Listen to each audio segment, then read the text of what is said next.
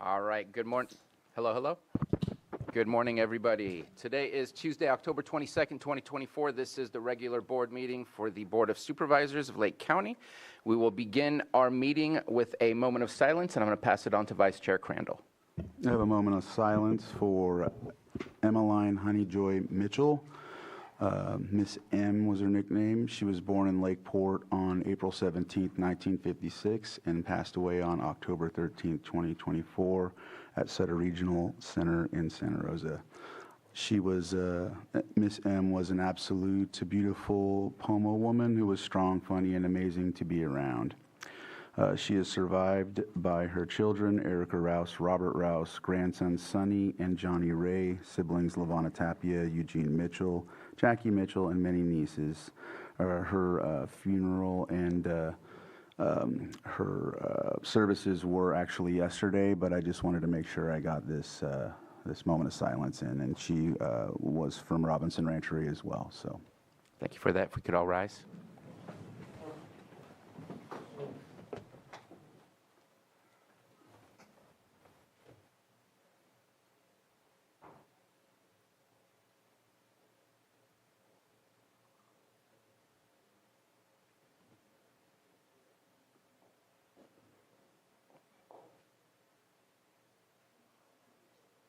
Supervisor Green, would you please lead us in the pledge? I pledge allegiance to the flag of the United States of America and to the republic for which it stands, one nation, under God, indivisible, with liberty and justice for all. Thank you very much.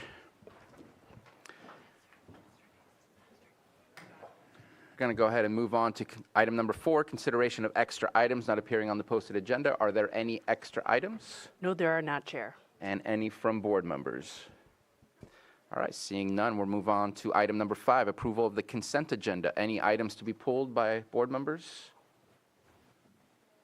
Seeing none, let's open it up. Anyone in the public wish to pull an item from the consent agenda? If you are on Zoom, please raise your hand. If you are in the board chamber, please come on up to the microphone. I see no movement in either one, so I'll bring it back to the board for action. Move to approve the consent agenda as posted, items 5.1 through 5.11. second. We have a motion and a second. All in favor? Aye. Any opposed? Motion carries. We will move on to our public input. I do have one here, but it's for a specific item. This is for public input on anything not on our posted agenda for today. If you wish to provide public input, please come on up to the microphone. You will have 3 minutes. Again, raise your hand in Zoom or come on up to the microphone in the chamber. Seeing none, let's go ahead and close public input and move on to item 6.2, our 9:03 a.m. item, Pet of the Week, and we have Mr. Joel. Hello, good morning, everyone. Today we have Oscar, a 3-year-old Mastiff. He's a true definition of a gentle giant. He does great with all people, kids, and other dogs. He has not been cat tested, but we feel that he would be great in any household. He is happy to snuggle up on the couch with a warm blanket or go on an outdoor adventure. He is the whopping 110 pounds of pure love. You would also like to mention the little female puppy from Glenhaven Fire has found a loving home, and we adopted at our pumpkin patch event on Saturday. And on Saturday, we'll be at Rainbow Ag providing free microchips for cats, dogs between the hours of 10 and 3. If they check out our Facebook page or Rainbow Ag's Facebook page, you can get more details. Thank you very much, and great news. Love what you did over at the pumpkin patch this weekend. Appreciate that. I just wanted to also note that the dog Glenda apparently went with one of the CAL FIRE officers, Mr. Little, Jack Little, So he said it when he came down from the hill and she was in his driver's seat all curled up. He goes, "I think I'll just take her. I got a big yard." So he ended up doing so. A bond was made. Yeah. Thank you so guys. much. We'll move on to our 6.3 item, 9:05 a.m., presentation of proclamation recognizing October 2024 as Filipino Heritage Month in Lake County, and Vice Chair Crandall. will come up and do that. Right.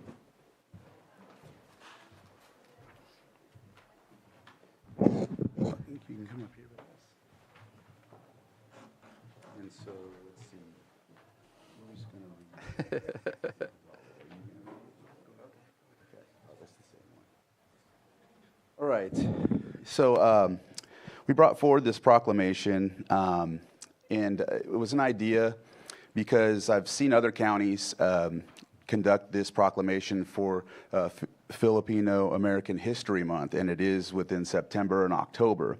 Considering, we have 2 directors of Filipino heritage, not to mention in this county during the 30s through the 50s, folks came here from the Philippines to work in our agricultural industry, and there are many folks that live in the community still that obtain Filipino heritage and also work in the community and whatnot. So I just felt it was a good thing that we do this, and so we're going to read it in English, and then Lloyd is going to read it in Tagalog. So we'll start. I'll read the first paragraph. We'll go like we did before. All right. So this proclamation is recognized in October 2024 as Filipino American History Month in Lake County. Whereas the celebration of Filipino American History Month in October commemorates the first recorded presence of Filipinos in the continental United States, which occurred on April 18, 1587, when the Luzones Indios came ashore from the Spanish galleon Nuestra Señora de Esperanza and landed what is now Morro Bay, California. And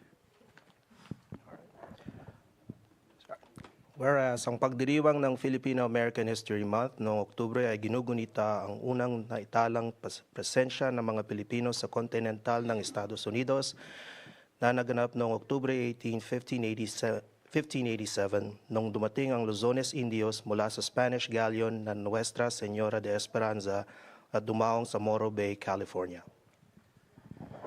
whereas in 2009, U.S. Congress recognized October as Filipino American History Month in the United States.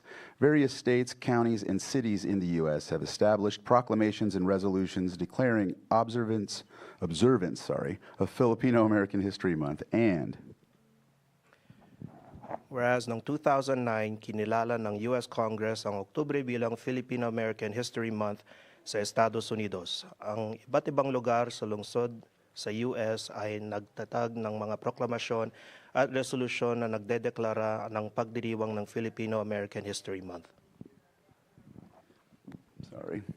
Whereas the late Dr. Fred Cordova, along with his wife, Filipino American National Historical Society, FANHS founder Dr. Dorothy Laigo Cordova first introduced October as Filipino American History Month in 1992 with the resolution from the FANHS National Board of Trustees marking 2024 as the 32nd anniversary of Filipino American History Month celebration nationally. And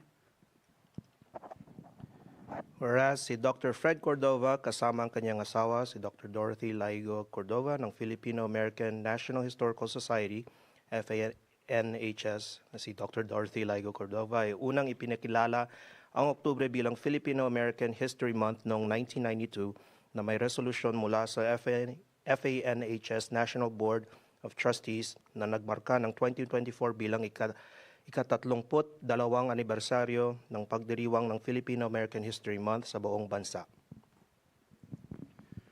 whereas as early as the 1930s, Filipino immigrants significantly contributed to the history of Lake County, California, and the United States, most notably as laborers recruited to support the agricultural industry, also as medical professionals to deliver health care, also as servicemen and servicewomen to enlist in the armed services, and as pioneers who settled in the United States and also Lake County to build communities. And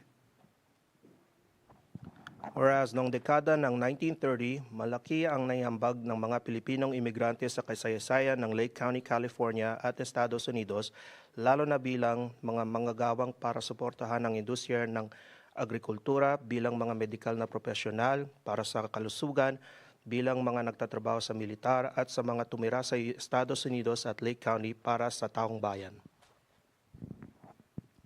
whereas Filipino Americans have made Lake County their place to live, work, and play continuing to present day and into the future, greatly contributing to the local and broader culture and economy, which enriches Greater Lake County, and Lake County takes great pride in the diverse workforce, which includes talented Filipino Americans in the workforce to include key leadership positions and is exemplified by outstanding public servants such as Ray Buenaventura, who serves as the Public Defender Director, and Lloyd Guintivano, who holds the position of County Counsel. And Whereas ginawa ng mga Pilipinong Amerikano ang Lake County bilang kanilang lugar upang manirahan at magtrabaho na nagpapatuloy at lubos na nag-aambag sa kultura at ekonomiya para sa pamayanan ng Lake County at ipinagmamalaki ng Lake County ang nagtatrabaho na kinabibilangan ng mga mahuhusay na nagtatrabahong Pilipinong Amerikano sa pamumunong posisyon gaya ni Ray Buenaventura na nagsisilbing Public Defender at si Lloyd Guintivano na nagsisilbing County Counsel. whereas the County of Lake will commemorate Filipino American History Month each October, a month-long observance to honor and share the rich tapestry of Filipino American art, history, culture, and identity. And I'll go into the next one as well, so we could do both. Now, therefore, be it proclaimed that the Lake County Board of Supervisors declares the month of October 2024 as Filipino American History Month in Lake County and encourages the community to engage and celebrate in Filipino American festivities throughout the month, passed and adopted this 22nd day of October. Signed, Chair of the Board of Supervisors, Bruno Sabatier. Whereas gugunitain ng County of Lake ang Filipino-American History Month tuwing Oktubre, isang buwan ng pagdiriwang upang parangalan at ibahagi ang mayamang sining, kasaysayan, kultura at pagkakailanlan ng Filipino-American. Ngayon kaya ipinahayag na idineklara ng Lake County Board of Supervisors ang buwan ng Oktubre 2024 bilang Filipino-American History Month sa Lake County at hinihikayat ng taong bayan na makisali sa pagdiriwang itong buwan. And that's it.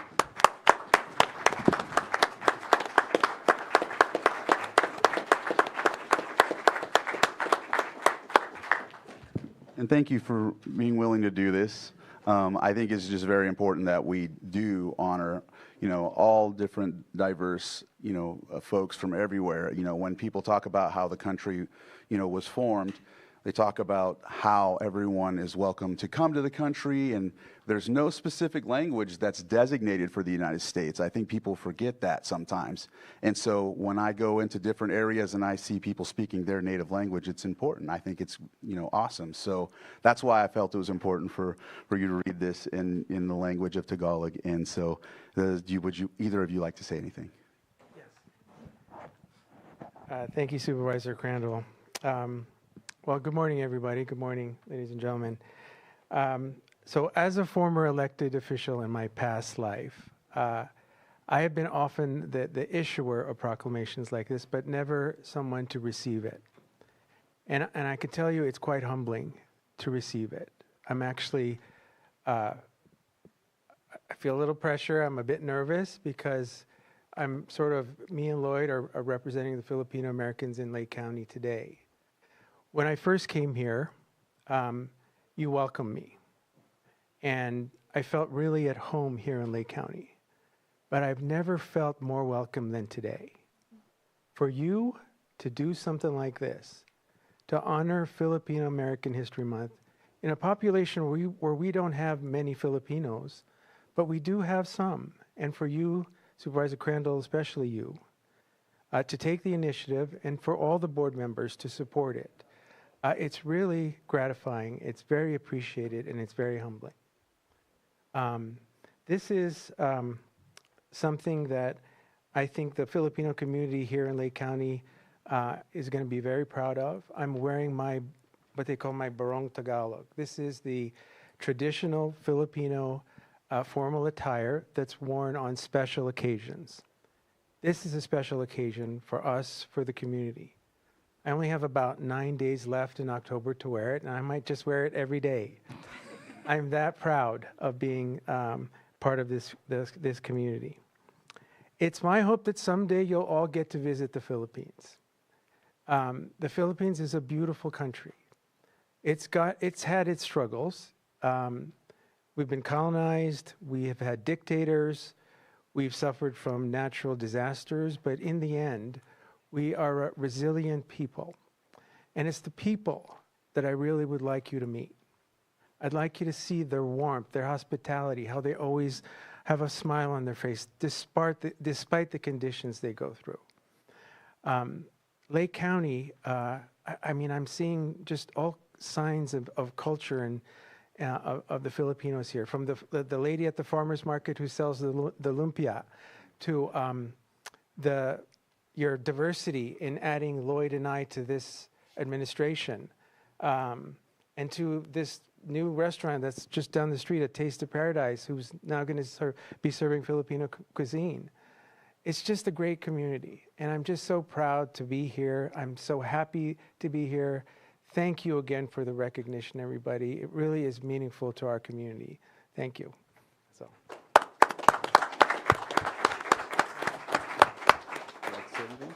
You're good? All right. Thank you for doing this again, Vice Chair Crandall. For those of you that don't know, this is the third proclamation in the last few weeks that's been done in multiple languages, and it's really important to shine a light on the diversity that makes Lake County so strong and beautiful. I want to thank Supervisor Crandall. These are the most words I've heard sequentially come out of Lloyd's mouth ever. So if there's one proclamation I have enjoyed immensely, it was that one. And to hear it in Tagalog is exciting. Yes, like most of us, our familiarity with Filipino culture is limited. I'm definitely dialed in on the lumpia down at Library Park, so if you've got nothing else going, blow that booth up and make her happy for today. Not all lumpia is created equal. There are other places that try it, but if you want it done right, go to the natives. And to the new place, I don't know, maybe you can explain this another day, maybe it'll be another board item, but Spam. I don't really know how to get my head around the ongoing use and abuse of Spam, but thank you for that, and you look very nice. You should show the audience how you look.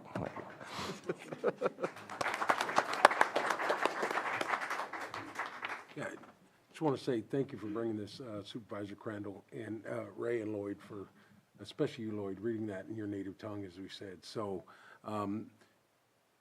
Filipino culture is ingrained in Middletown Rancheria's history also. We have tribal members who are married into Filipino families. We also have that blood and that culture running through our tribe, some of our tribal members. So today is an honor, obviously, to have this happening today, but it's integrated everywhere in the culture, especially through the tribal nations. We can't be the only ones in Middletown that have that tie with our Sonoma County tribal people who have, participated in all the cultural events over in Sonoma County. Matter of fact, we even had one of our tribal members accept the proclamation in Sonoma County that they did last year. So thank you very much for doing this today.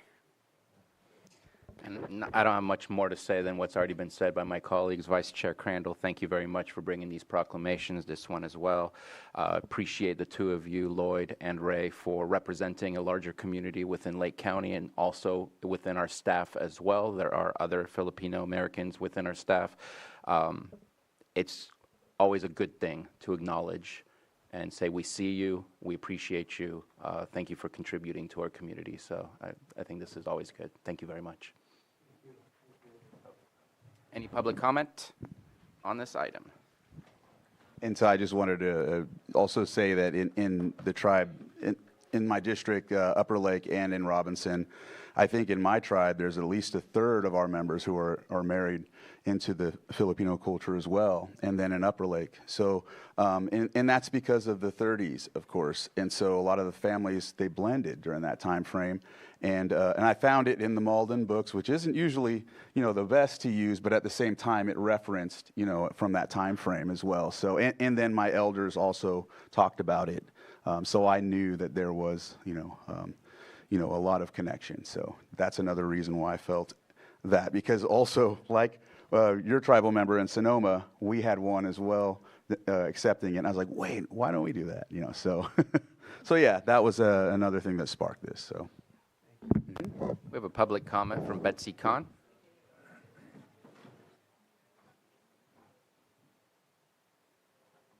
Good morning, and thank you for letting me speak. I just want to acknowledge, I know there are hundreds of amazing people in this county of Filipino descent, but I want to personally acknowledge in Robinson Tribe, the Quitiquit family. The members of that family are profoundly artistic, creative, um, um, uh, just a fantastic group of people.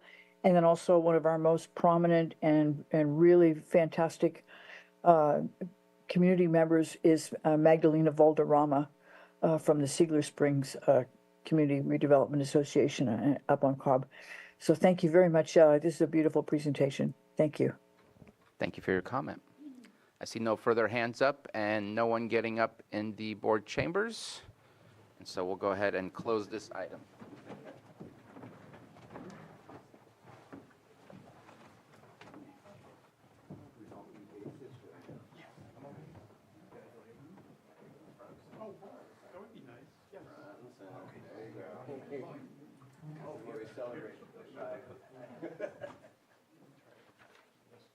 Oh, yeah, this is it. Okay.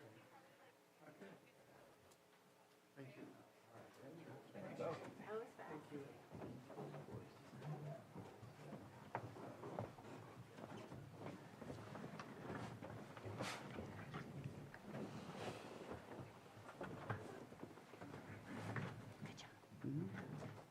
All right, thank you for that. Moving on to item 6.4, a 9:15 a.m. item, public hearing continued from August 13th, 2024.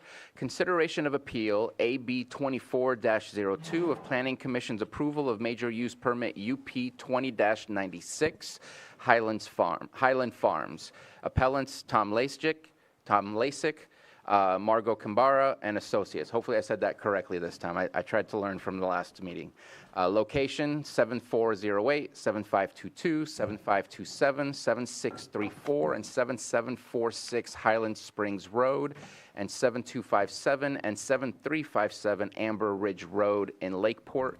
APNs 007, 006, 27, 34, 35, 40, 41, and 007 057-01 and 02. At this moment in time, I think before we start, we wanted to take an oath, get people sworn in, and then open it up and then open up the item. And so if anybody wants to speak on this item, then I'm going to ask you to please stand up and raise your right hand and follow instructions from Johanna. If you are online, please raise your hand so we can unmute you. If we can unmute all of those, there's just one hand at the moment. Oh, here they come. Jeez Louise. Okay, hold on. I think I got them all. All right. With your right hand raised, do you solemnly swear that the testimony you're about to give will be the truth, the whole truth, and nothing but the truth? Thanks. I do. All right. Thank you very much. So I want to open it up first with comments from Director Turner, and then see how we move forward with today's public hearing. And so you have the floor. Thank you. Mireya Turner, Director of Community Development Department. The Lake County Code requires materials to be submitted for an appeal no less than 96 hours prior to the hearing. The purpose of that is to avoid a large amount of documentation arriving before the board or the Planning Commission without sufficient time for review. On Friday, October 11th, staff received about 280 pages of input from the permittee regarding the project. This is a little different. Although the submission did meet the 96-hour time limit, the materials that were submitted were not just materials talking about the appeal itself, but rather modifications to the already approved project. Given last week with a holiday and some lack of availability by the project planner, we've not had sufficient time to review these documents.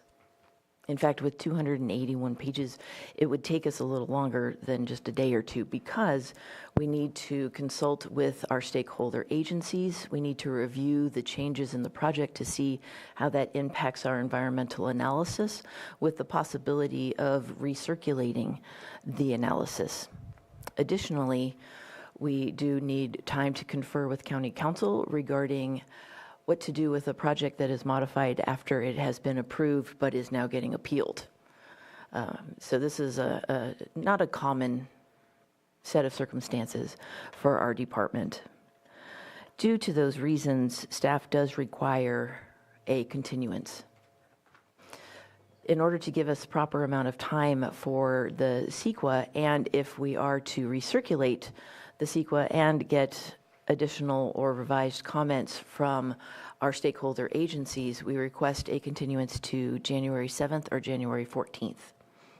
Leave that up to Johanna.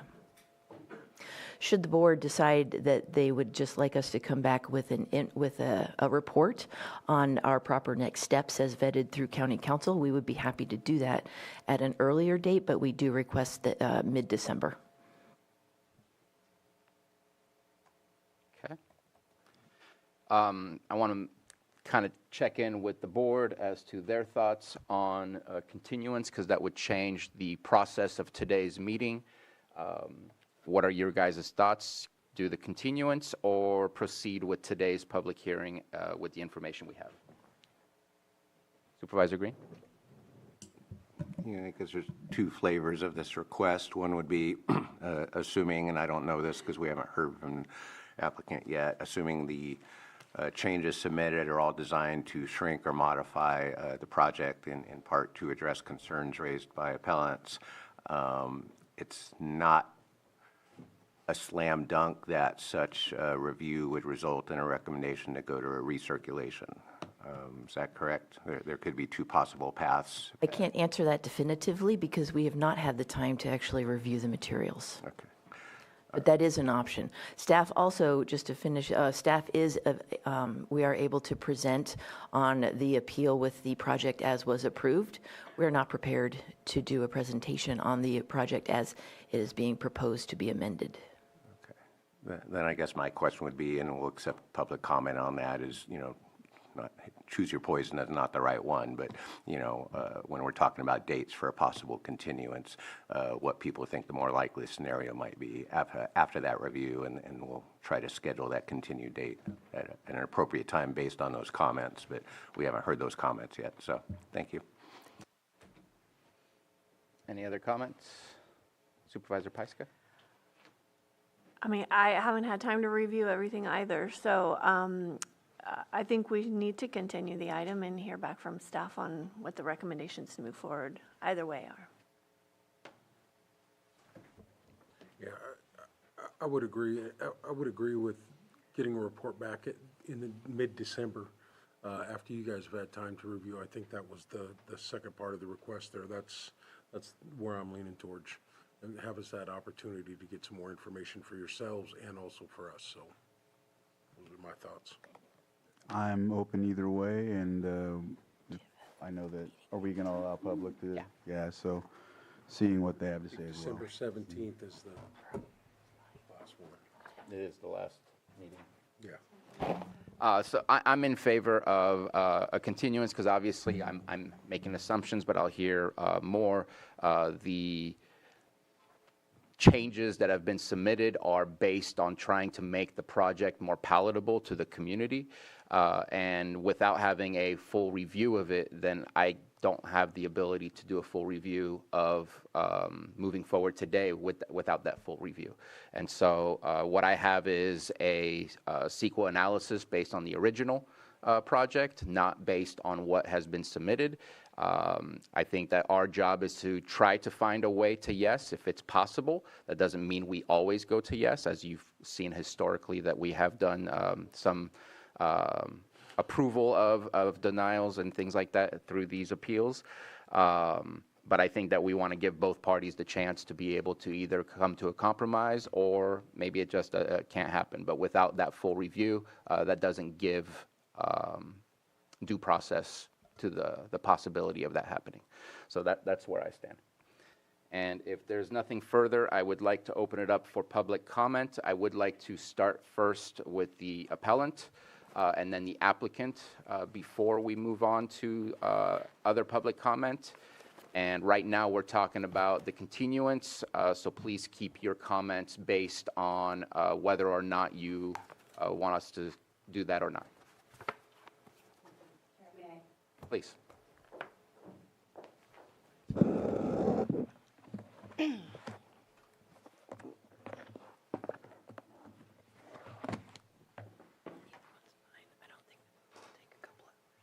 Good morning, Chair, Vice Chair, and members of the board. My name is Casey Shorrock. I'm an attorney with Somek, Simmons & Dunn. I represent appellants Tom Lasik and Margot Kimbara. We're here today to present the appeal. We've reviewed the material. We've reviewed all of the material. It's been 88 days where we've had to, everyone's had the opportunity to look at all of this material, not the most recent material, but either way, we've reviewed it. We're ready to present our appeal and discuss the modified site plan. My comments today are similar to those made at the August 13th hearing. Disallowing the appeal to be heard today will greatly prejudice Tom and Margot, who have gone to great effort and expense to prepare for this hearing, to be here today, including the expense of having their legal counsel, me, present for the second time. These are just private citizens. They're not developers. They're not a corporation. Not hearing the appeal will also prejudice community members supporting the appeal who have taken time away from work and other responsibilities to be here today again for the second time. Community development and the applicant requested the last continuance for more time to review appellant's evidence and respond. They've had 88 days. Appellants have met every deadline given to them by community development. Even if they didn't fully understand the reasoning behind the deadline, they've met it. Appellants have followed all of the county's rules. Any ongoing consideration by CDD of the applicant's project changes and post-MND analysis occurs outside of any legitimate CEQA process. I won't go into that here because I know we're not discussing that, but I'm hearing talk about recirculation. That's not appropriate here under CEQA. You don't recirculate an MND. You prepare an EIR when an MND is sufficient. That's just the law. Even if the board decides to grant the second continuance, and obviously it can, we requested it grant it in part and that Tom and Margot and myself and the public be heard today and at least give you the information we have up to date, having reviewed all the materials. I have a presentation and I'm ready to present. Thank you very much for your time. Thank you for your comment. If we can get the applicant to come up, and then we'll go ahead and continue with the rest.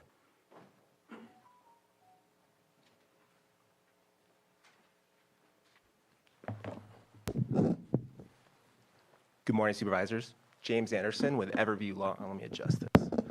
James Anderson with Everview Law on behalf of the applicant Highland Farms, LP. I just want to point out that there's a lot of discussion about modifications and amendments to the project and how the project's been approved. My understanding, based on the county code, is that the appeal stayed the decision of the Planning Commission. So right now, there is not an approved project or an adopted MND. That's just a slight clarification. I won't get into the CEQA matters, but I also want to point out that appellants provided a prodigious amount of material that we did not have the ability to review until late last week, and we are still working through it as well as staff is. A continuance would grant staff and the applicant the time to properly respond to these comments in an effective manner. And I think that the new comments that were provided that, again, we didn't have available until late last week raise several new issues that I think staff needs to be able to analyze and the applicant would like the ability to fully respond to in due course. With that, I think I'll yield the rest of my time. I don't want to address any substantive CEQA issues unless it becomes, of moment here, but I'm happy to come back up and answer any questions that you may have. Thank you. Thank you for your comment. Now for, sorry to say it, normal public comment, rather than the representatives of the applicant and appellant. So please come on up. Yes, we're doing 3 minutes for each one. Yes, that's fine. Chair Sabatier, Vice Chair Crandall, members of the board, thanks for at least hearing us out. I just want to recap how we got here. We had a planning commission hearing back in May. We filed our appeal on time. We asked the county when we should submit our supplemental material, and we went back and forth on that, and they eventually said have it in by July the 26th, and we had it in on time, and then nothing happened. We inquired with the county why the stuff wasn't being posted to Granicus, and we were informed by the county that they were going to wait until the last possible moment to post it. And sure enough, that's what they did. And then the next workday, they said, oh my gosh, all this stuff came in. We need a continuance so we have time to review. And with the goodwill and patience of the board, they granted the applicant and the county additional time to today. And it's been 88 days. And the good news is, well, it's been 88 days. They asked for time to review and respond. And the good news is they have. They've reviewed it and they've responded, both the applicant and the county. Now, what they want to do is, as our attorneys pointed out, really isn't something that's allowed. And it's not something that we are ready to and want to discuss. We're here to discuss what was approved by the Planning Commission. That's what our appeal is based on. The information that we have provided is more or less is in response to these late entries from the applicant.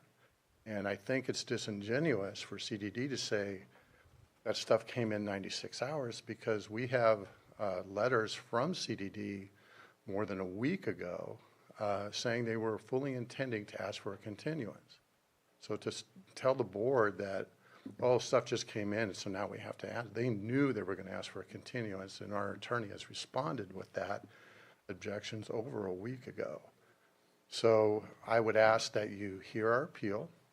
And I would also ask that you be very, after public comment ends, ask the CDD what specifically is going on. Because some of the things, as we pointed out, really aren't permitted by CEQA, and it doesn't seem to be going through the county processes. We're hearing things about adopting and making new roads county roads, which doesn't affect our appeal one way or the other, but from what we know, you should be very careful about what you adopt, because we think it's a Trojan horse. But be that as may, we're ready to talk. We're ready to have the discussion so that you can make an informed decision. Thank you. Thank you. Oh, I believe we got your name. Tom Lasik. Oh, I'm sorry. Yes. Good morning, Supervisors. I'm Sarah Bodner, consultant speaking on behalf of the project applicant. And I want to say that we share the frustration of the appellant here this morning in not being able to move forward.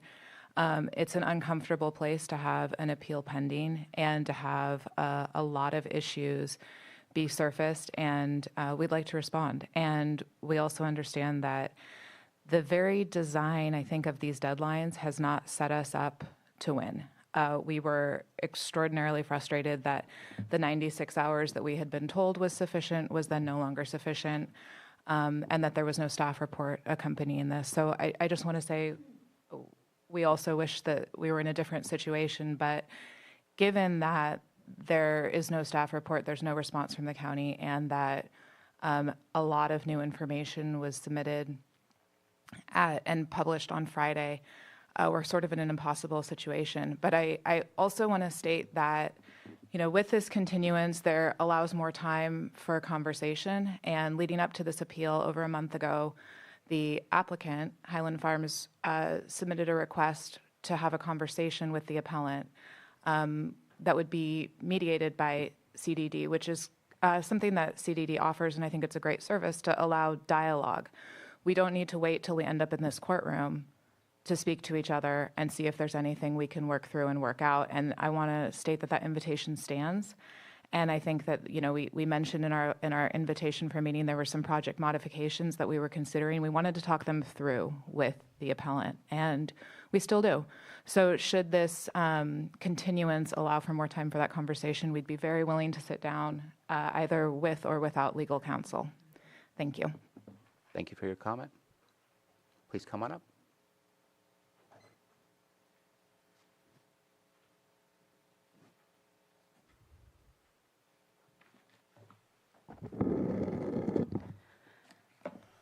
Good morning, Supervisors.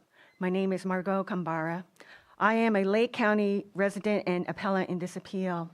For the record, let me let you know that there is a CDD staff report for this round of revised and updated plans that were recently submitted. It was submitted at last minute by CDD. Returning to what I wanted to tell you, my neighbors and I urge your board to deny the request for a second continuance because it is wrong, legally and morally. 88 days ago, Community Development Department, CDD, and the applicant asked your board for a continuance to review our documentation, issues raised, and prepare a response. Today, CDD is asking for another continuance.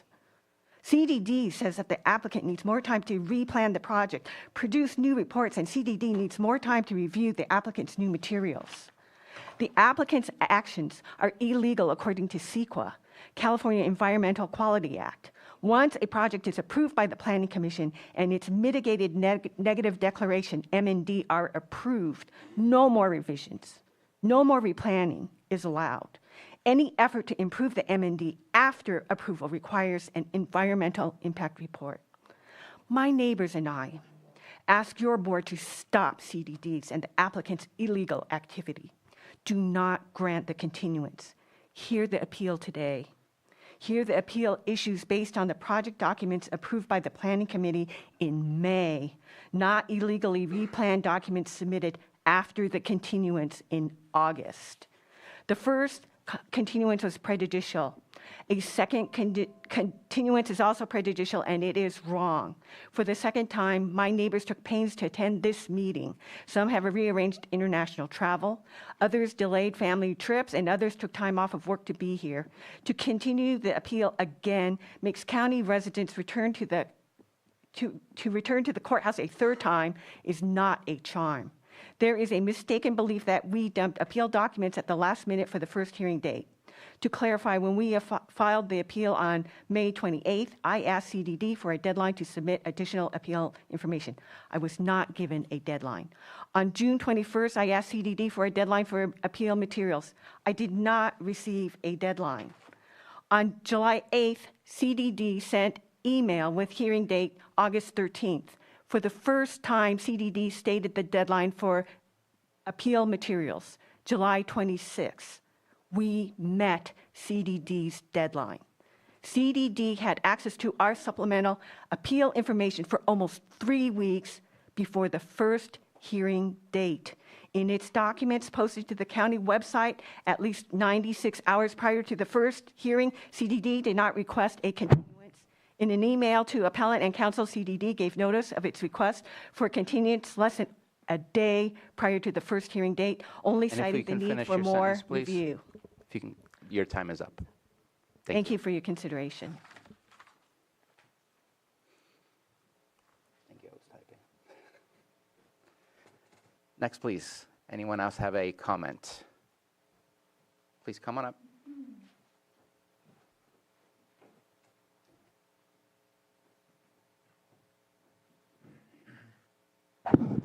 My name is Bill Wilson, and my question is, what is it that the county is still trying to research as far as the environment? I know I have not heard anything about the health of the environment, the animals, the people. The ozone is produced from the cannabis. This place is going to have 5 acres of wide open growing, it looks like, from their plan. All of the birds, the animals are susceptible to respiratory problems. So we're not talking about the project itself. We're talking about whether the public hearing happens today or a continuance. Okay, and I was thinking, from all of the trouble it sounds like we're having to try to consensus on that, I think that an EIR should be required, not this going back and forth and talking back and forth. I think we need to have an EIR for that particular project. Thank you. Thank you. Anyone else have a comment? Please come on up. Good morning, Board of Supervisors and the staff. My name is Maria Khan, and I am in support of this appeal. I would like it to be heard today. I myself have rearranged my schedule several times to attend these meetings, and as well as spent considerable time in the evenings writing things to speak and say, which are not being heard until we actually get to the appeal. So I believe that the Planning Commission made a mistake and pushed this project through too quickly before things were correctly done. And I think that the appeal needs to be heard, and these people should have their day in court because, again, they are not wealthy individuals, and this is costing a lot of people a lot of money to continue endlessly. So I support hearing out the statements of the appellant. Thank you. Thank you.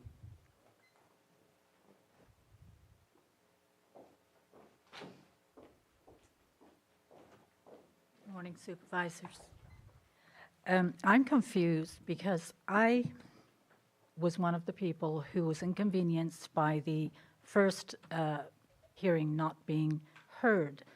And I heard that CDD, with all due respect, Ms. Turner, in the minutes, it was said that the continuation was for the purpose of CDD and staff, not for the applicant. That was made clear in the minutes, and they can be checked.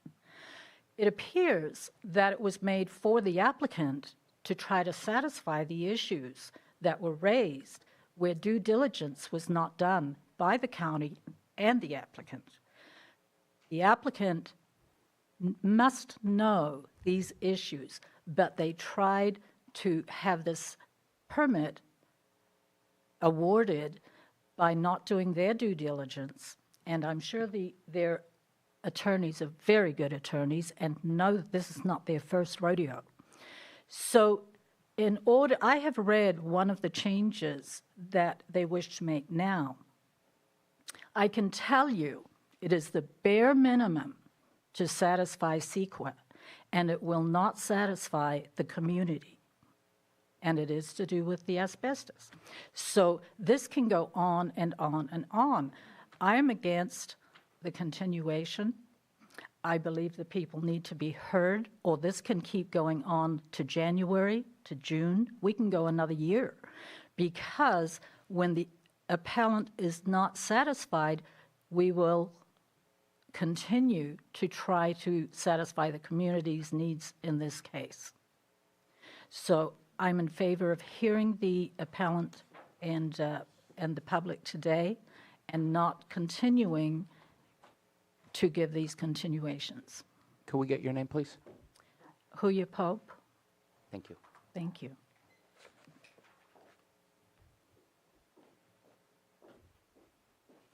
Please come on up.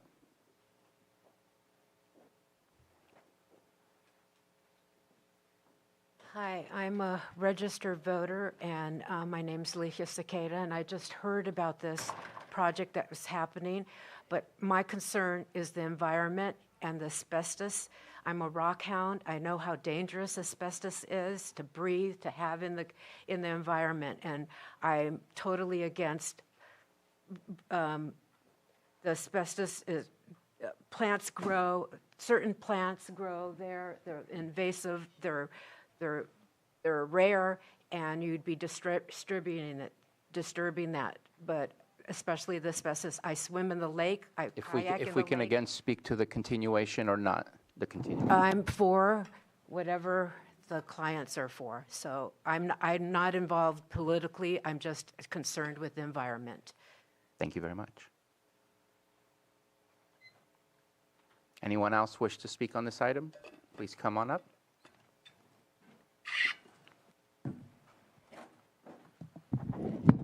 Whoops, almost knocked myself out with the microphone.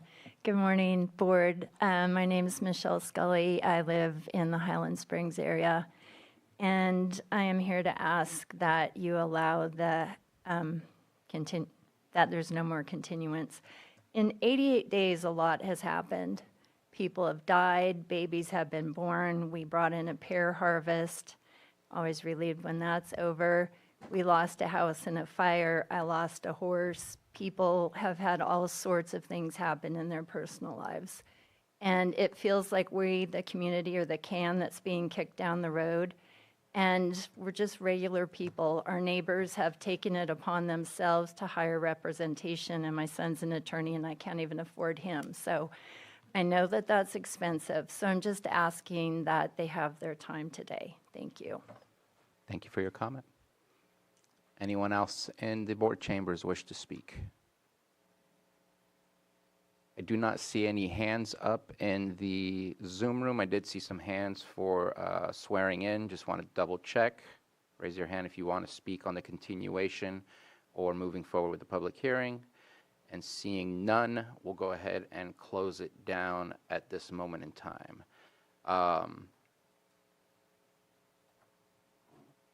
Appreciate all the comments. I'll just speak briefly to, it is frustrating when you are taking time out to be somewhere, but we also want to make sure that we are doing our due diligence on what it is that we have before us. What we have before us is a project that is being heard de novo. And so I'm going to check in with County Council. De novo means that we're starting fresh, we're starting from scratch, which means that alterations to the project can be made, wrong word, can be made, which then may require a review to see if we start all over, if we can move forward with just those small changes and still continue here, bring it back to the Planning Commission. Can you please speak to that to let us know what the process is? Yes, that is correct. The review itself is de novo, so your board can take into consideration any proposals that may be presented to you by any of the parties at the public hearing for purposes of your board deciding whether to grant the appeal, deny the appeal, or grant the appeal in part or deny it in part under certain conditions. Okay, I appreciate that. Because it was approved at the Planning Commission and appealed, there is a hold on that approval. It is not a project that's approved, or else that project would be active currently. So to say that the M&D is locked in, can you please speak to that? Yes, that is correct. So effectively, because an appeal has been filed, there has been no approval of the project that was pending the appeal process. Hence us taking this over again de novo. Okay, I just wanted to kind of speak to that since that was brought up a couple of times. And so I think this falls right into the process of being able to make alterations, being able to make sure and review those alterations so that we can come back, the appellants can come back. They'd have a great review right now, but maybe not a great review of the alterations. We need to have that review in front of us as well. We can't do that. We're not the experts. CDD with your department has that expertise to be able to do the review. We review the documents and make the best decisions we can based off those. So I'm still in favor of providing a continuance. Wanted to check in again. I see a nod. Okay, looks like there's a consensus to move forward. Vice Chair. Yeah, so I'll just make this statement real quick. I hear the public and the appellant, and I feel empathy. You know, I understand. But as I see many of the comments coming in about this project, I cannot help but consider the amount of requests from many others and also supporters of the appellants, which on many occurrences are also requesting attention for other issues that are under the responsibility and purview of the Community Development Department. So as much as I do want to continue today, I do understand the amount of pressure the department is in. I get the emails, the texts, the follow-up requests, pressure on the department that require a lot more pressure on them. So, you know, and these requests that I get about these other projects and other issues often are just as, you know, I don't like the word indignant because that's not a fair word, but they're just very assertive about the attention of community development. So I'm okay with moving forward. I think and hope the next time we can move forward from there. It's always going to be perceived either way that the opposing party is receiving favors, so I get that. But I really do hope that the next time this is brought forward, we can move forward that day. So I'll just leave it at that. And Appreciate your comments. Supervisor Green? Yeah, appreciate the board's comments, appreciate comments of everyone here. And just a thought out loud, you know, I know that we have some proposed modifications that the applicant wishes to bring forward. I believe those modifications are intended to at least partially appease some of the comments raised by appellants. And without predicting how the hearing may unfold, I highly doubt that those olive branches will necessarily calm the comments of those opposed to this project. Given the number of people here, given the number of people who have expressed concerns that they might be inconvenienced or prejudiced if they're not able to testify today, I'm okay with continuing, but I'm also okay with accepting testimony today, if only for the fact that we have a lot of people that wish to testify today, so much so that we may, by necessity, have to continue to another date and time certain to receive any testimony we can't get through today. That said, it's a little unfortunate because we don't want to move the goalposts. We want your comments to be on point. And if applicants have made some substantial changes that would mitigate some concerns of those in the audience, you know, we should have full ability, applicants should have full ability to explain that to folks. Staff should have full ability to review what has been proposed and see if that you know, moves people's concerns in any way. But at the end of the day, if you want to move forward today with the project as it's presented, you know, be careful what you ask for is one thing I would say. But to the point of, if it is possible on County Council, I would probably rely on you this. If we held a public hearing, or at least the first part of a public hearing today on the project as it's presented, absent present ability of staff to comment and absent the ability of the board to fully process the information presented. Is that a thing? Can we have half a public hearing and then continue to a date and time certain to complete the public hearing? So typically, your board is in the past has conducted public hearings in a way where staff, CDD staff, would present their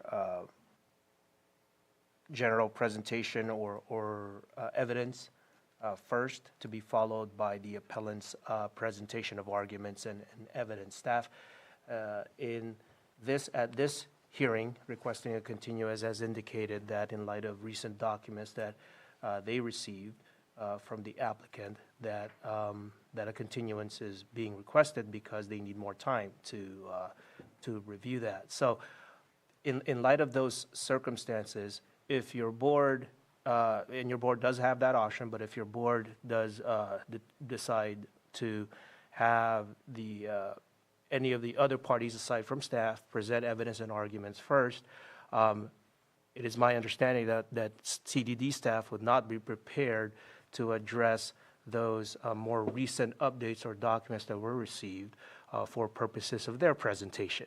And so if your board decides to take evidence and arguments from one side and then decide to continue it, it may end up taking up pretty much the same amount of time, because then at that point that would be the time that CDD staff would need to address both the original original arguments and evidence that was presented at the Planning Commission level, in addition to any updates, as well as the updates that have been presented just more recently. I think I heard a single continued hearing down the road would be cleaner, the cleaner approach. That would be, short answer would be, your board can certainly, has the discretion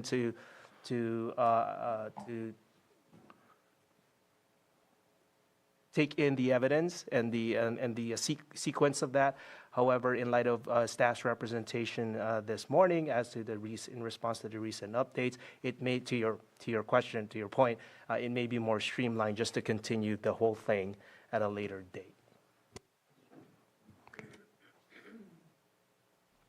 Okay. So now I do want to have a brief conversation because there's obvious consensus here. I want to check in with both the appellant and the applicant about the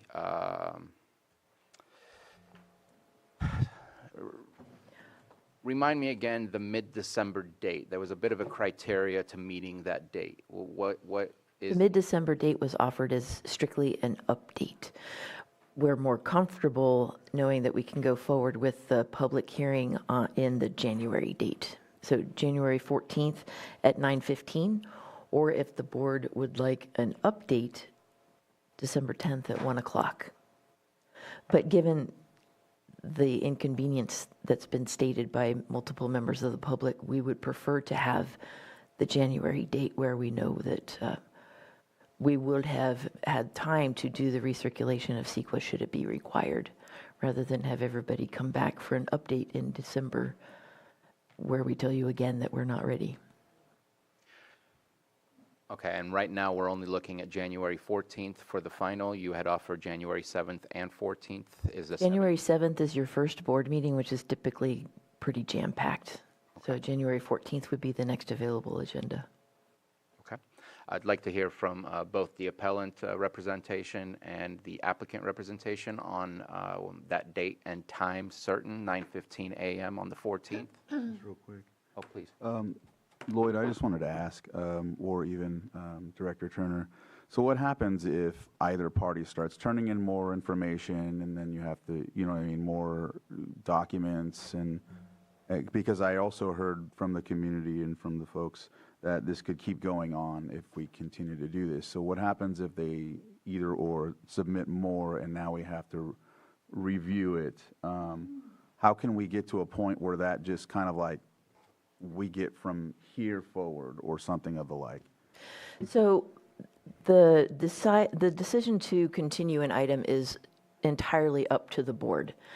Should we come back to you in January and say we thought we were ready, but we received another 281 pages of input recently, it would be up to you to decide if you wanted to give us time to consider and evaluate that new information, or if you decided that it was time to move forward.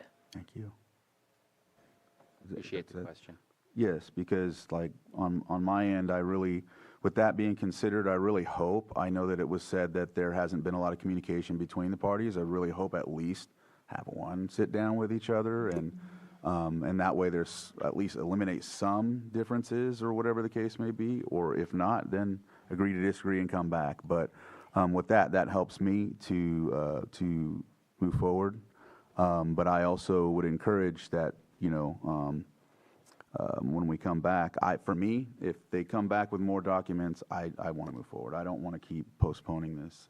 I want to rip the Band-Aid off and be done. Supervisor Green? Just to follow up on that, I appreciate the sentiment, but similarly, if they want to move forward today, the instruction could be, at least amongst ourselves, to not necessarily put a lot of weight or accept a lot of comment on those freshly filed documents and hear it as the original appeal was filed. You know, if there's eagerness to move forward on the original bundle.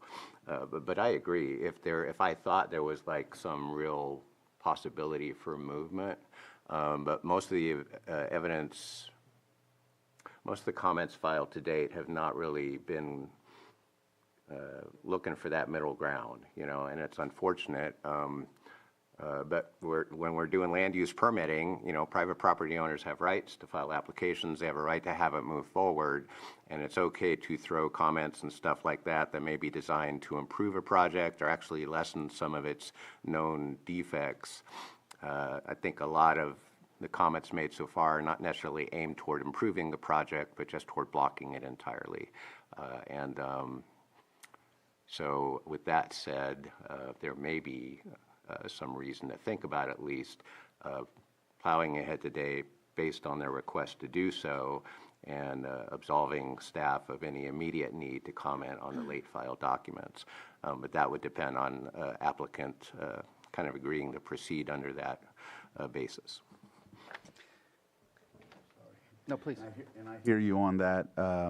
I just see it as much as an inconvenience as it is to come here and have it continued. I would feel it would be an inconvenience and also unfair for folks to make comments that they're going to feel like they're not heard because it's going to be continued anyhow.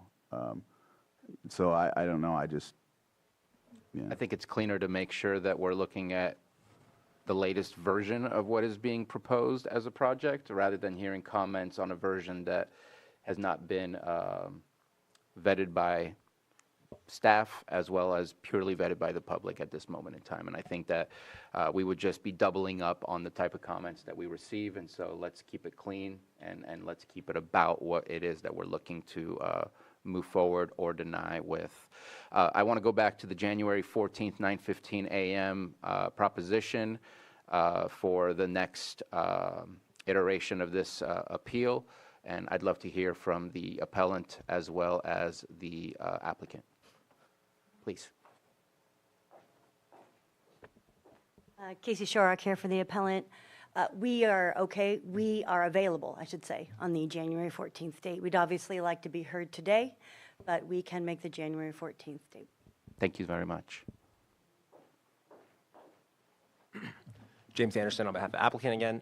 We would agree with the January 14th date, and potentially I know that there's no ability for CDD to hold anyone legally or through county code to any dates, but maybe make a recommendation that all parties' materials are turned into CDD at some time before the 14th, potentially earlier in January. That gives CDD time to properly analyze all the comments, and the submissions from both parties and adequately address them in a staff report. Just a suggestion. I know that there is no formal way to hold us to that, but maybe an informal agreement of sorts. Thank you. Please come on back. Appellate, Casey Shorak here again. Appellate would agree to a firm date should CDD create a firm date that allows them to consider materials on either side of this issue, sort of a stop measure in place so that this can actually be considered and this can move forward and appellates can be heard. Thank you. Thank you. So I appreciate the middle ground that we have found today. And I don't know that the board will provide a specific date, but what we will ask is for CDD to provide that date to both the appellant and the applicant as to what that deadline could be in excess of the 96 hours to get paperwork. I am a little concerned that that's not going to really make a difference because already I heard complaints about the 96 hours, so extending it further just doesn't quite perfectly make sense to me. But if that's your request, I'm happy to look for consensus for CDD to provide a date certain for all documentation. There are known dates for submission of documents in regards to when we need to get it up into Granicus to get into an agenda. So it needs to be done 15 days prior to the hearing date, which in this case is January 1st. So that would be a little earlier, just to accommodate for the holiday. Additionally, that's not allowing for staff time. The allowing for enough staff time to review it is a little squishier because it depends on what we're getting. If it's just letters of position, that's no big deal. If it's something that is substantive that may require input or CEQA analysis, that's different. So I'm not able to give an informal date at this time because we respond to what's coming in. Okay, I appreciate that. I think that it's been stated, thank you, Vice Chair, for making this statement. I too don't want to see this continued. In my mind, this is the last date that I will support moving forward and having to continue it to. And at that point, we need to give closure to both the applicant and the appellants. And so that's... It is our hope that the majority, the applicant has been working to repackage the project to make it more palatable for the community. So we understand what's happening there, and that's why we're actually requesting the time to analyze it, so that when it does come before you, it's a package that's ready for the public to address and the board to consider. So it is not our goal to drag this on forever. We'd really love to get this done. We have plenty of other things to keep us busy, but I feel uncomfortable giving a hard answer just because we don't know what's going to come in. However, if it's just letters of response from one way to the other, that's no big deal. So long as it's not a substantive change in the project, we feel very comfortable with this proposed new date and time. And so at this moment, you're recommending that we just leave it at the 96 hours that is on the current ordinance that we have? The public is free to send in comments at any time. Of course. Yeah, then we welcome it as well. I believe it's evidentiary document. County council is the term used for the 96 hours. Public comment, you can come up to the microphone and provide public comment. Well, and that's the standing Lake County Code, so we're happy to abide by that. Yeah, the 96, I'll have to double check on that, but in deference to staff, I believe that's what they're referencing, 96 hours under the county code or ordinance. Okay, so at this point, I'm looking, Vice Chair. Just a quick question. Obviously, it's going to be in a new year with the new potential board, well, actually a new board. One where the candidate's coming from a different spot, another one that may win would be a new candidate that would fill a position as well. However, if another candidate is the winner, he was a planning commissioner, how does that work in that situation, if that's the case? Because we have two candidates, one that's a planning commissioner right now, and if he fills the spot, he voted in the previous situation, or because it's de novo, it doesn't make a difference. Even in that scenario, if there are grounds for recusal, that may need to occur. If we're faced with that, if your board is faced with that situation. And then with that potential situation, what happens if there becomes like a 2-2? That means no. Yeah, because it wouldn't be passed Okay. under that scenario. But yeah, those would be taken under the procedural rules that would be already in place. Okay. At that point. Because I know that in a planning commission meeting, there was a 2-1 and it still didn't pass. So I just trying to get these things lined up now before this potentially happens. It may not even go that way, but just to have it, yeah. There are changes coming up. Appreciate that. Now, at this moment in time, we've closed public comment. We seem to have agreed on January 14th at 9:15 a.m. And at this moment, actually, I did miss something that I do want to speak out loud about. I did receive a public comment. That individual is in the room, did not come up, but since I have the paperwork, there's Dale Carnathan who submitted a public comment on this item that he objects to the continuance and approve of appellant's argument. And so just wanted to at least say that rather than forget that that was on my desk. Now I'm looking for action. Thank you. Supervisor Green. Just real quick, I'm going to try. I just want to take advantage of the cooperative spirit expressed by council. So 96 hours, great. That would get us on 5 p.m. November 9th, January 9th. But you're right, it depends on what you get. So if we get something late, that wouldn't thing. What we have seen in the record so far is some pretty thoughtful and extensive comment letters from council that I would basically describe as opening briefs. If we got those big chunky letters, 96 hours, that could raise issues that you'd still be kind of struggling with. So the suggestion might be, if we could, and council were willing to address that their comment letters, such as they're going to be, the chunky monkeys, the opening arguments, could be set like no later than 5 p.m. January 3rd, Friday, and then if and then serve it on opposing counsel. And then if there were any last-minute reply letters or something like that, that could be filed by January 9th within the 96-hour time frame. And that would allow them to frame their arguments, do any replies, but not disadvantage you quite as much. So would there be any interest or ability to voluntarily ask counsel for applicant and appellants to lock in their first salvos for January 3rd, and then leaving open that 96-hour deadline for further comment or replies? The item needs to be uploaded to Granicus, so that means done, finished by probably December 30th, because January 1st would be that posting deadline for the agenda. So that's we're sending it to Johanna to put up on the agenda date. For the January 14th meeting?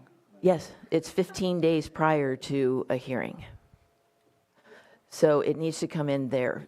I think it is safe to say that should we receive any substantive documentation by early December, then even working through the holiday, because we're gone for a week that month, we may have time. That's a good amount of time to be able to work through that.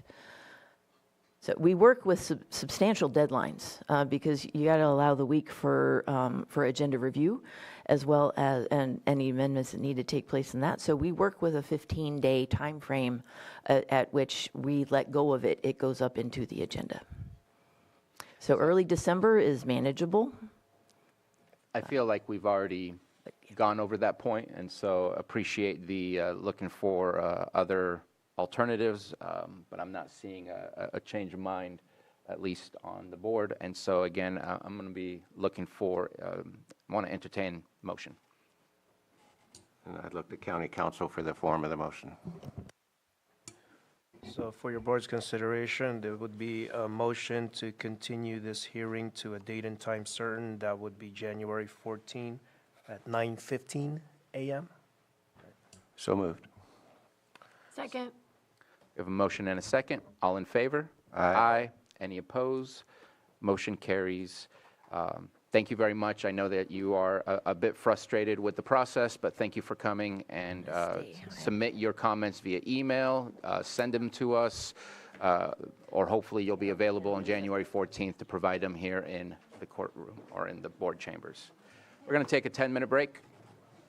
We'll reconvene at 10:30. Nope.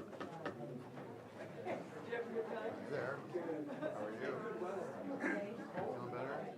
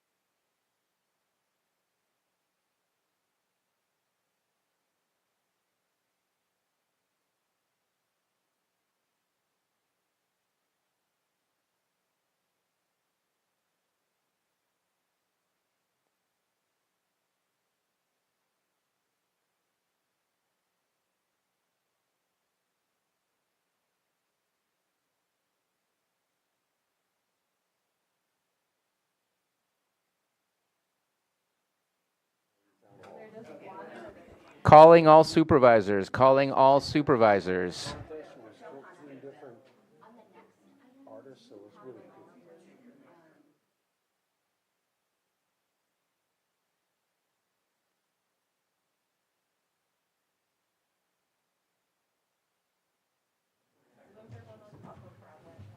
That's the ones I'm talking about. Oh, that one's being no, not yet. That one's All right, let's go ahead and reconvene.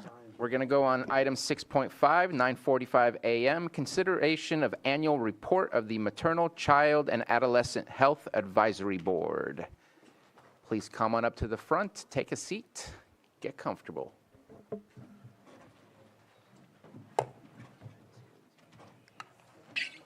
Good morning.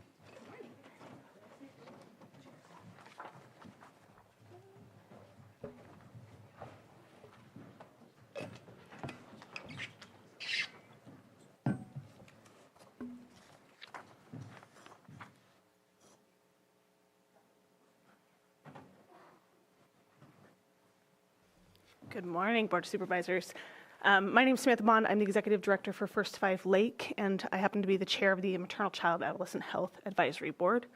I'm joined up here with me do you want to introduce yourself, actually? I'm Alex Kellner. I'm the Maternal Child Adolescent Health Coordinator for the program for the County Public Health Services. Sabrina Andrus, Executive Director of Motherwise and Board Member of MCH. Push the button. Yeah, I didn't push that. Soledad Aguayo, Early Intervention Supervisor with Easter Seals and... I apologize, I don't think that's working.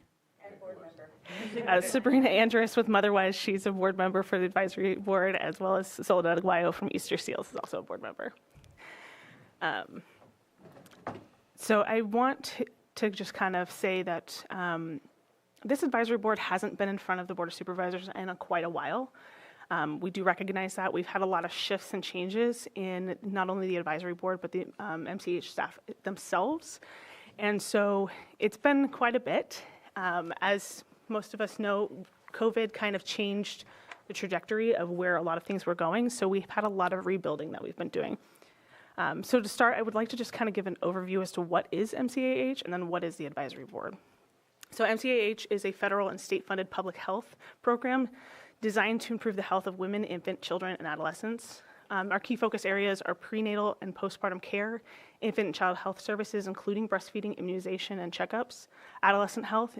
Some examples are sexual health education and mental health support, family planning and reproductive health, and home visiting services. For this advisory board specifically, our role is to advise the Lake County MCH staff, the Department of Social Services, Health Services, and the Board of Supervisors on the needs of the communities, the action of the advisory board, and the recommendations to MCH staff. Our purpose is to promote and advocate for the physical and social and emotional health of pregnant people, children, adolescents, and their families in Lake County by sharing resources and coordinating activities. We've worked extensively on these 4 high-level goals, and then we have some sub-goals that we've worked on throughout the years. So we increase public awareness on health concerns and challenges pertaining to pregnant people, children, adolescents, and their families, support ongoing efforts towards building coordinated and effective healthcare delivery systems, promote access to healthcare for pregnant people, children, adolescents, and their families, and identify and advocate for unmet health needs. Our board members consist of myself as the chair, Soledad as the vice chair, Nicole Query from Partnership Health Plan, Sabrina Andrus from Otherwise, Rachel Dimon Parsons from Social Services, who's in the back there, and Kim Schott from WIC. We also have members of the public who attend very regularly, and so their agencies are listed here if they are outside of the board themselves. So we have members from Adventist Health, First 5, Health and Social Policy Institute, Hope Rising, Behavior Health, Public Health, Social Services, Tribal Health, Lake Family Resource Center, and Redwood Community Services. We are hoping that this list continues to go on and gets extensive as we go along, but right now that's who we have for the last year. I made it mad. Let's go back. Okay, it's looking funky, but it's fine. So again, I want to mention that over the last 2 years since I've been chair of this advisory board, we have looked at what is this board what is this board, and what do we want to accomplish, and where do we want to be. And so we've done a lot of internal work. So we did a lot of work around our bylaws. In fact, we spent an entire year on our bylaws, and realized the bylaws we were operating under in January of 2018, excuse me, were not actually approved by the Board of Supervisors, but we were operating under them anyway. So we got those up, fixed up and redone, and we did get them approved by this Board of Supervisors back in January of this year. We also worked to rebuild the board. At the start of the year, we only had 3 board members, so we doubled. So I'm going to take that as a huge win. And then we increased our community engagement. And those 2 things we're still continuing to work on as we move forward. We really do want to have more people attend, and we really want to have more people giving their voice. For the members of the public, we do allow it to be virtual, so they can join us via Zoom, but all board members do attend in person, as it is a Brown Act meeting. We also worked on a home visiting collaborative, which is a standalone subcommittee. Back in 2019, the MCH staff had taken on a grant from First 5 California to uplift a home visiting program here in Lake County.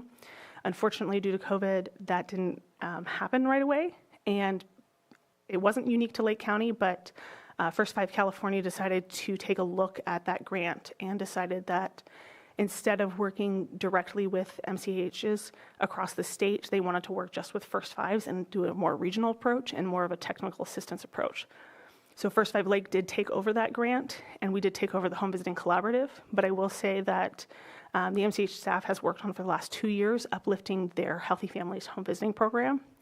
It took them about a year to get all of the trainings and documentations, which was very extensive, to get that up and running, and they are seeing quite a bit of clients now.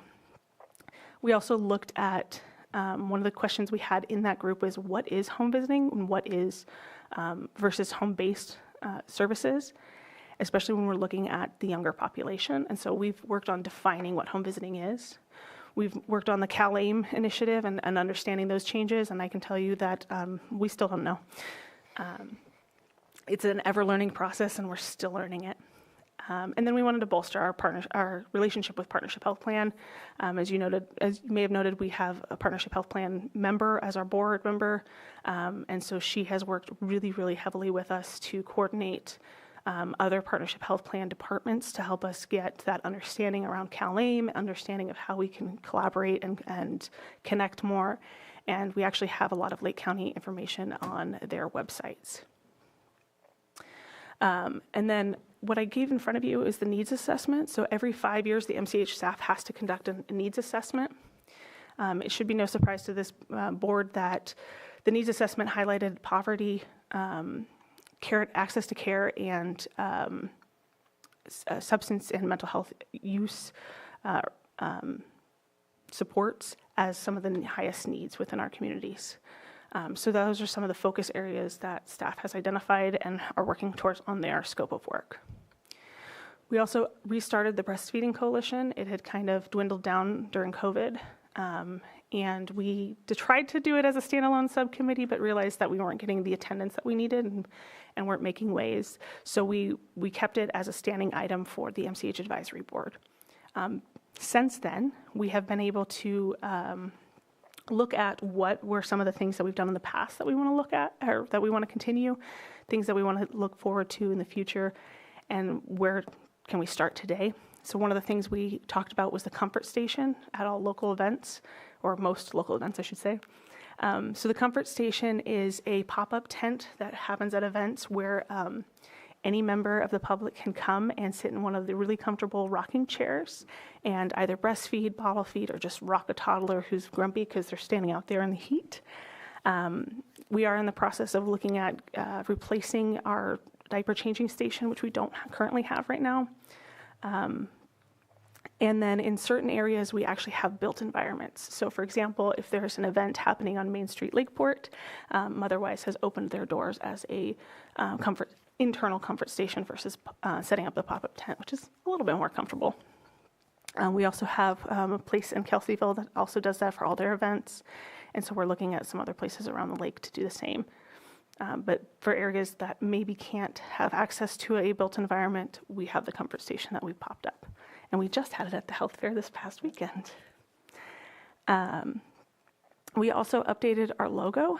And after we do our logo, we're going to update flyers, signs, and educational materials.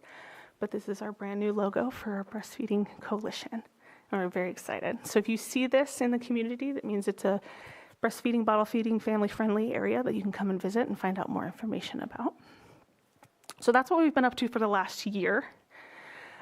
Looking forward, we have some state priorities that MCH has to kind of look at. These are just their high-level pieces. They have the 5 buckets, which is women and maternal health, perinatal and infant health, child health, children and youth with special health care needs, and adolescent health. And basically all of those things underneath of it say, ensure that they're healthy, happy and healthy. So that's kind of where we're at with our goals. So I kind of told you our 4 high-level goals that we put within our own. It does mimic these, it's just not in the same buckets. And then we, as a collaborative, went, or as an advisory board, talked for several meetings about what do we want to do to support MCH staff and to bolster these objectives within our community.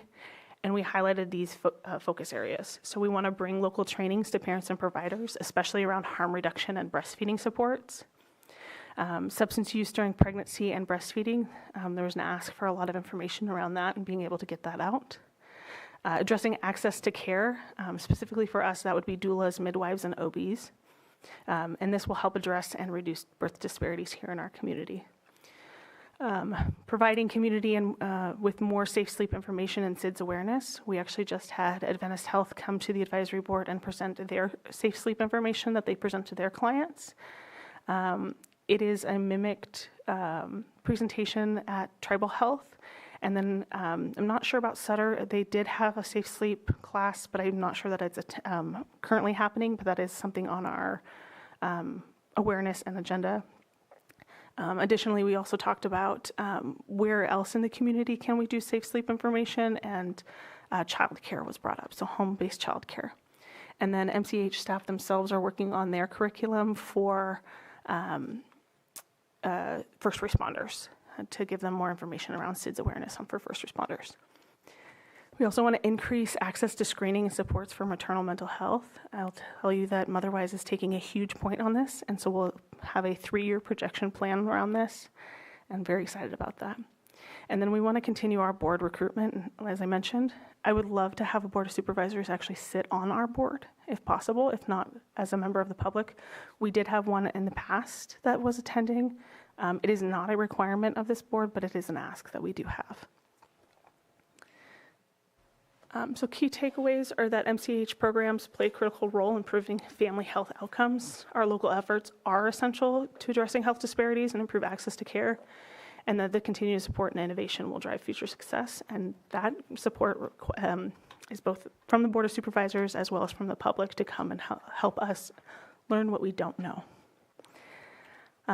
Our board meetings meet every second Thursday of every month from 9 to 10:30.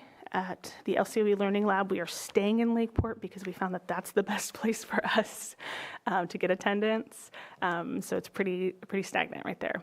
And then you can always email us at first5@lakecountyca.gov if you want to be invited to those meetings. And that's it.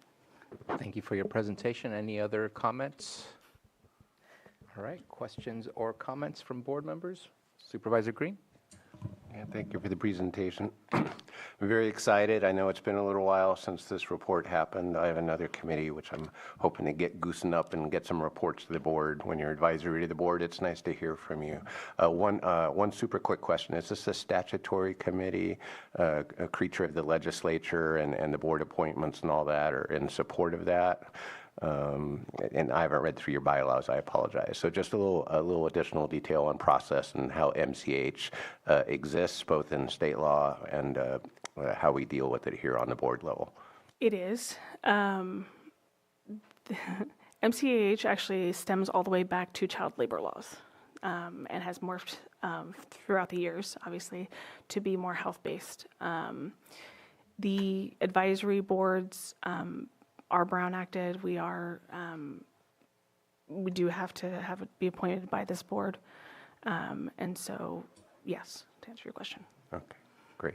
Well, I appreciate everything you've presented. A year-long deep dive into the bylaws is not a fun thing for anybody, but I appreciate it. It gives structure and it supports your mission and will give future board members some clarity that will be helpful. Thank you for that. Supervisor Pyska? I appreciate the invitation for someone from this board to be added to your board, and we are doing board assignments in the first week of January. So if you want to get that information to the admin office, then we can put it on the list when we start filtering through those in the next few weeks. So I do have a question. First off, thank you for the presentation. I see a certain amount of overlap between MCH and First Five, a certain level of overlap. I know that you said that you were really happy. You've grown your membership over the course of the past year from 3 to 6, but I know that in First Five, we still struggle to meet the overall membership. We have vacancies, therefore it makes it a little bit difficult sometimes when we can't meet quorum. Is there a way to maybe connect the two together so it's kind of like one meeting after the other where there can be some similar membership between First Five and MCAH to help? Just because there's that overlap and obviously staff member similarities, and just kind of wondering if that might be a way to find which supervisor to place on the advisory board and also ensure that membership is easier since it's similar membership from one group to the next rather than two completely separate ones. Just a thought. It's an interesting thought. I don't have an answer to that other than we do have our own statutory requirements around who can be on the First Five Commission, which is different than who can be on the MCH. We have a lot more broader reach for MCH Advisory Board. There are a lot of similarities. I will agree with you for that. And First Five also looks at not just the child health, but also looking at the development of them. And we're very niche within the 0 to 5 range, whereas MCAH is prenatal through 18. That was my next question, was adolescent. Describe the age group, so all the way to 18. Yeah. It was just a thought, just because I think we're seeing that same difficulty in membership in other advisory boards, and if it's possible to go 2 to 4 or 2 to 3, it's not always an hour for First Five, and then 3 to 4 for MCAH. That way, it's just one block of meetings rather than all separate. And anyways, just putting it out there as a possibility. But I agree. In January, we redo our appointments, and I think this would be a good one to make sure to have a supervisor on there. I think it's good for us to be involved, so we're not just aware, but we bring back stuff to the Board of Supervisors. It's easier done that way. I have a question on timing. So if, for example, the MCH board discusses this and we decide it is a good idea to sort of stack the two in terms of meetings, when would you guys need to know that in terms of appointments for supervisors on various boards, commissions, et cetera? I think it would be easiest to know by the January date so that we can organize who's going to make what meeting so we don't overlap it with other meetings. Okay. I would submit that to the admin office by the beginning of December. December, okay. That's when we start circulating. Perfect, thanks. You're welcome. Any other comments? Let's go ahead and open it up for public comment regarding this presentation and the ask. And I see no one in the chamber and no hands in the Zoom room. So I feel like we should be taking some kind of action today because we don't have an appointment from the Board of Supervisors at this moment in time. Do we need a motion today to say we want that to be added and be active as of January? Because we don't have a seat to appoint to at this moment in time. What's the process that we need to follow to make sure that we're ready in January? We don't have an action on the agenda, though. It does say appointment. It says at the bottom, no action. Really? I just opened it. I thought it said appointment. Mr. Chair. Yes, it says Oh, did it presentation change it? and possible appointment. County Council, please. So, Somebody help me. so what your board suggested can be done by direction of staff by consensus to create such a position for purposes of appointment. Okay, and then the appointment itself will be made and approved by the board in January, as discussed. Okay. Is that, looks like I'm getting 3 nods, 4 or 5, so unanimous nod that yes, please add a supervisor to the list, and then we will get that appointment done in January. Oh, wait, how many members do you have now? We have 6 members right now. That would be 7. It actually makes it that much better. Perfect. Well, thank you very much for your time today. Thank you for your presentation, and keep up the good work. Important work.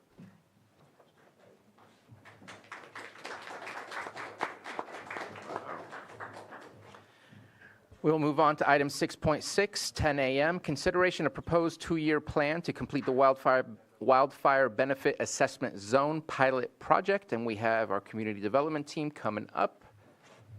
Deputy Director Walker and Director Turner, as well as Code Enforcement Officer Marcus, or Supervisor, Manager, Marcus Beltramo. Yeah, next time I'll simplify it, please. Maria Turner, Community Development Director. The Wildfire Benefit Assessment Program started in 2019 from a Prop 218 ballot process to establish an assessment zone for wildfire or hazardous vegetation management. The boundaries aligned exactly with the previous benefit assessment zone, which had been done for roads years before that. In its operation since 2019, this pilot program has presented a number of challenges. Back in 2019, we had limited staff resources, high staff turnover, and as that has smoothed out under Marcus's leadership, we have over the years addressed a number of properties. We have not in the past did not do liens against those properties because of lack of staff resources and lack of staff training. However, in the last couple of years, things have smoothed out considerably.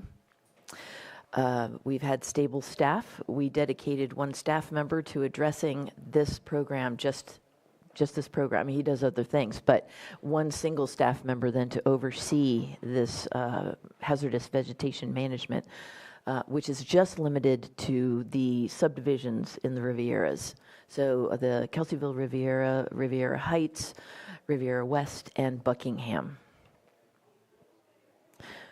We've also had regular meetings with representatives of each HOA. And so the progress has gone very well. It's also given us time to talk and confer with County Council regarding the recapturing of those funds. In that time,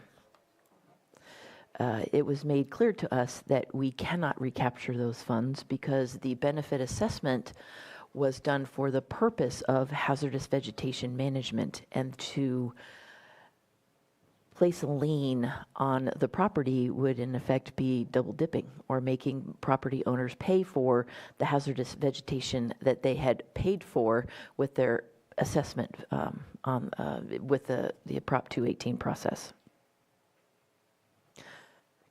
We've learned a number of things in this pilot program since 2019 that will inform us as we move forward with a county-wide hazardous vegetation management program, which we intend to do because in the last couple of years we've noticed a sharp increase in complaints regarding hazardous vegetation throughout the roughly 60,000 parcels that the county manages. And so we have benefited from a number of lessons. Because this is not a revolving fund meant to go on forever, and because the activity that we have performed has been subtracted from the fund balances as established in 2019.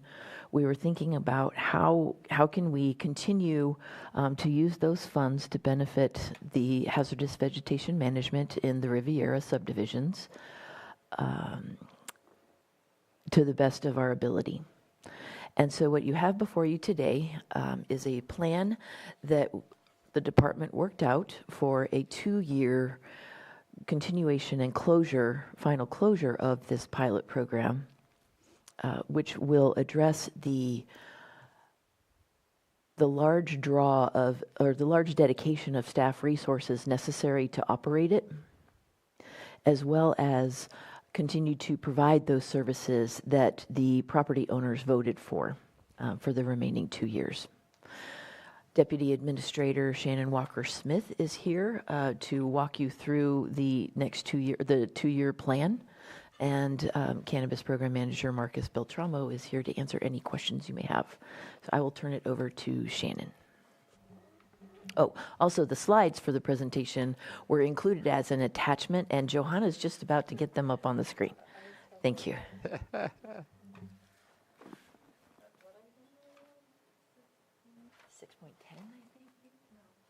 10 a.m. one. 6.6.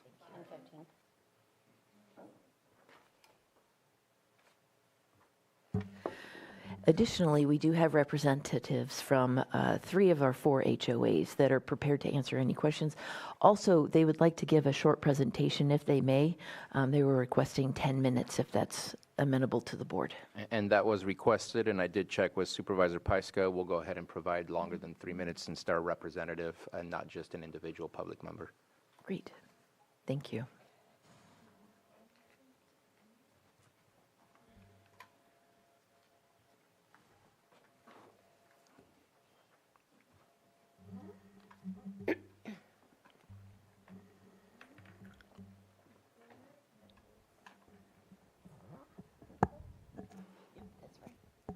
Just to make clear, this is a presentation that we gave to our partners with the HOAs in September to kind of give them an update on where we were with this project.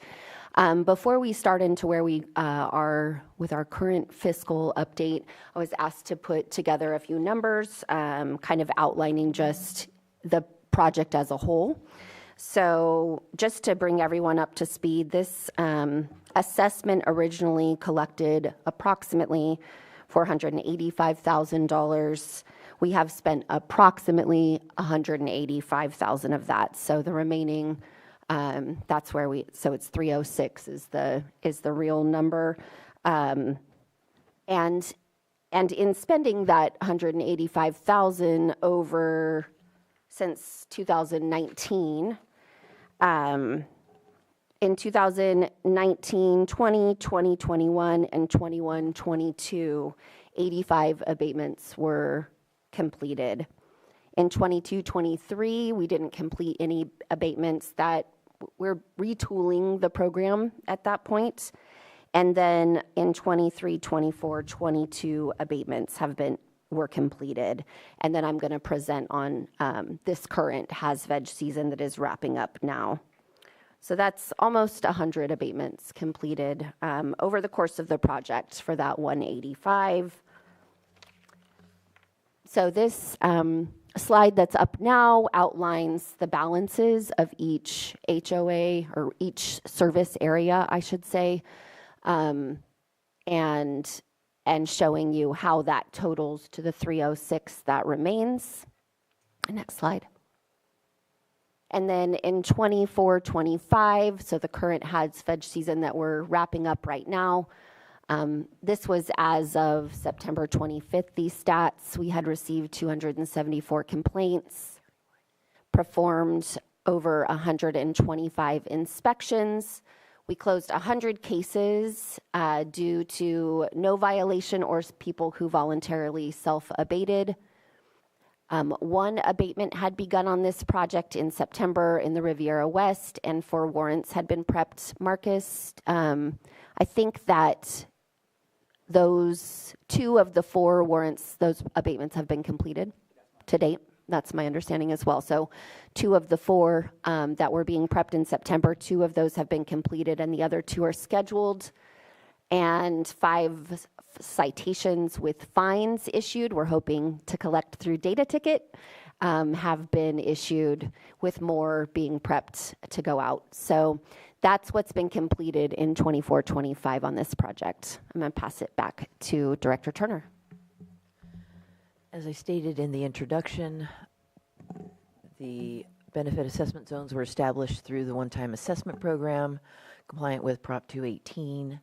There was no mechanism adopted into that program that would allow for the recovery of the funds that were expended for abatement. Additionally, as that third bullet point explains, because code enforcement was the default enforcement arm of this program, we are bound by Chapter 13 due process timelines as well as notification efforts. So as we work with the homeowners association, which they're all avidly working with their property owners already. So by the time it gets to us, it's the ones that they haven't been able to move forward on. So then that starts our timeline, which is an initial contact to the owner, allowing for time for self-abatement, second notice, then we need a warrant. So it's very time intensive on our staff resource side.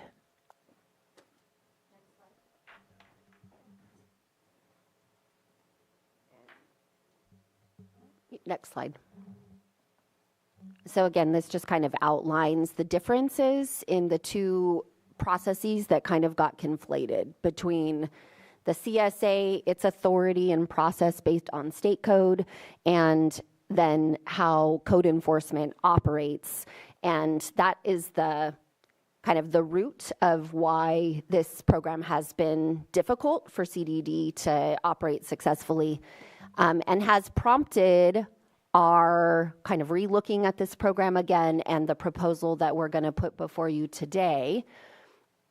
Because of the time-intensive nature of this, really the challenge has been the dedication of staff time.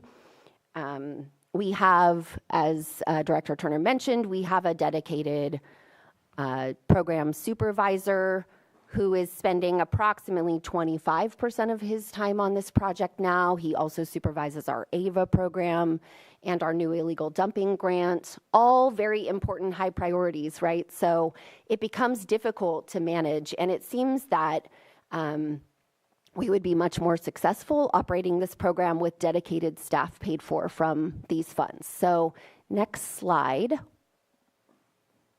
We have put together a proposal to utilize the 306 to both fund the salary of a dedicated officer to this project and the expenses, a little tiny bit of overhead expenses, and then the abatements are listed as professional services. And it shows in year 1, and for this, should we move forward with this proposal, we would start this kind of restart this project in January. And so it would go from January 1st and wrap at the end of 26, supporting a full-time officer over those 2 years. So this breaks down the 306 for the first year, and then if you'll, next slide shows how we would resolve the fund in 2 years with both the officer's time and the professional services of abatement contractors split roughly the way that the money came in, and the percentages are listed in the attached budget, which is more detailed than this presentation. Next slide. So we've put quite a bit of thought into what that officer would do, because the has-veg season is, not the full year. So really being thoughtful about what that officer would do in what would be considered the off-season. And so we've kind of outlined that for you here. And next slide. So we are hoping to get some direction or approval to move forward with this proposal. And should that be the case, then we would open we would have to formally amend our budget, open a code officer position, and fill it by 1/1/25, and then dedicate that officer full-time to the remainder of this project for the next 2 years.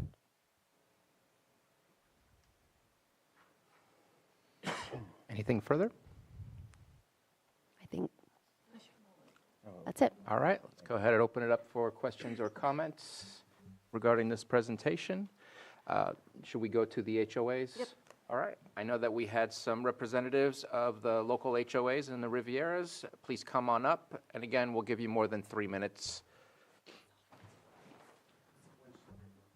Okay. Hopefully they'll be back. Thank you for some additional time. My colleague and I. If you can speak in the microphone, please. Right. Good morning. My name's Phil Hartley. I'm president of Riviera West Board of Directors.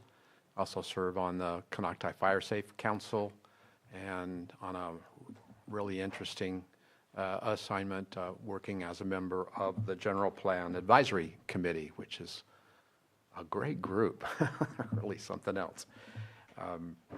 We carry with us in our presentation, Kathy and I, the concerns and comments of our two fellow HOA presidents.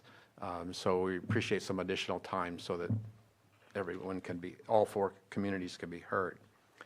This pilot project to remove hazardous vegetation from neglected properties has followed a very long 5-year bumpy and crooked road marked by conflicting legal issues and conflicting communication issues, as well as many prior expectations of the program that were created during the process of voting.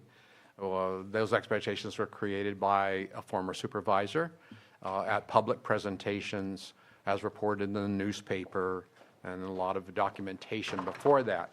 But as my legal beagle friend told me, yes, but Phil, you've got to remember that promises made during an election process, are not legally defendable after the election. So we understand that those expectations were not carried out because they were not codified in the actual legislation that the board passed in order to enact. Nobody's fault there. It just is unfortunate that a lot of expectations of the voters and the HOAs were not met. However, consequently, the assigned county department was faced with creating a map of procedures and a vehicle for implementation from scratch. Community development literally built the vehicle as it went, sort of like building an airplane in flight. It's very difficult. Although the four communities have great empathy for county staff assigned with this very difficult task, the multi-year delay and lack of complete accountability has been frustrating to all the communities involved. We had sincerely hoped that this would be another example of a successful community Board of Supervisors project, cooperative project.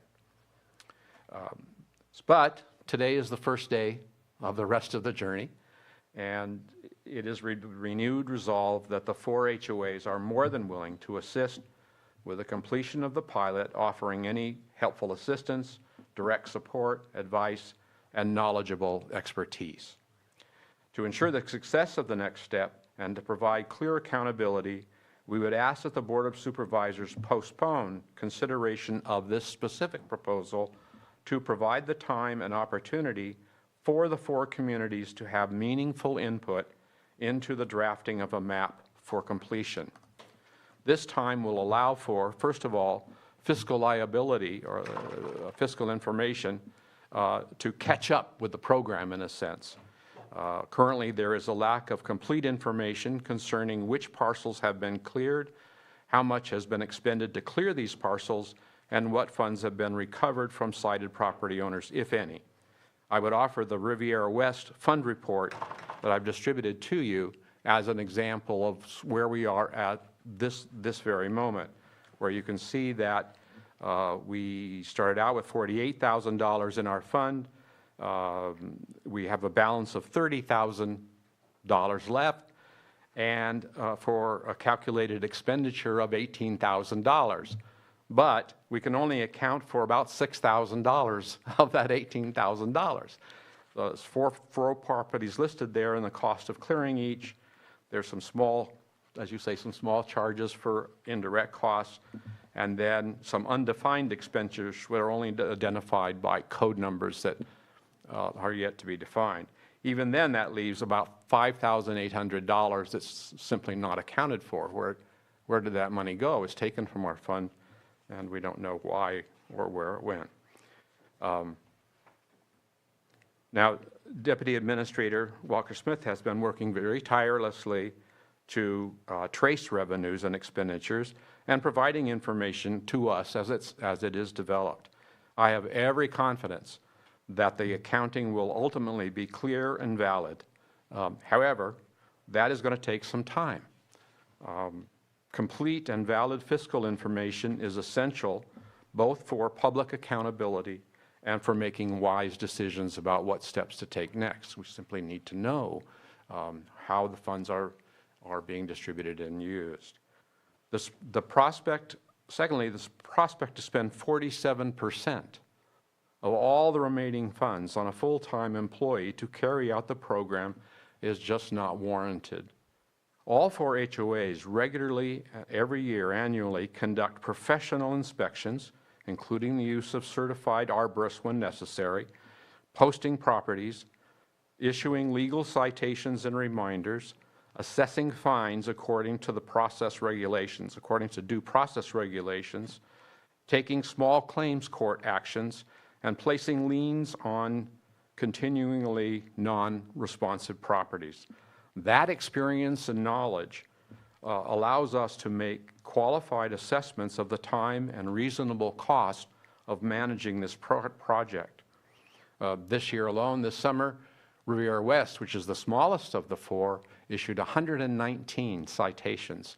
All that has to go through a process of notification, posting, due process to allow owners to appeal, and then a fine process which has its own process, and then we start our process of going to small claims court to get the money, and we place liens on property. We do all that as an internal process year after year after year.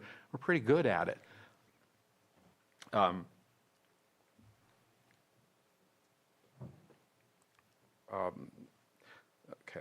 From the start of this project, we have always supported using the revenue funds to pay for reasonable administrative costs.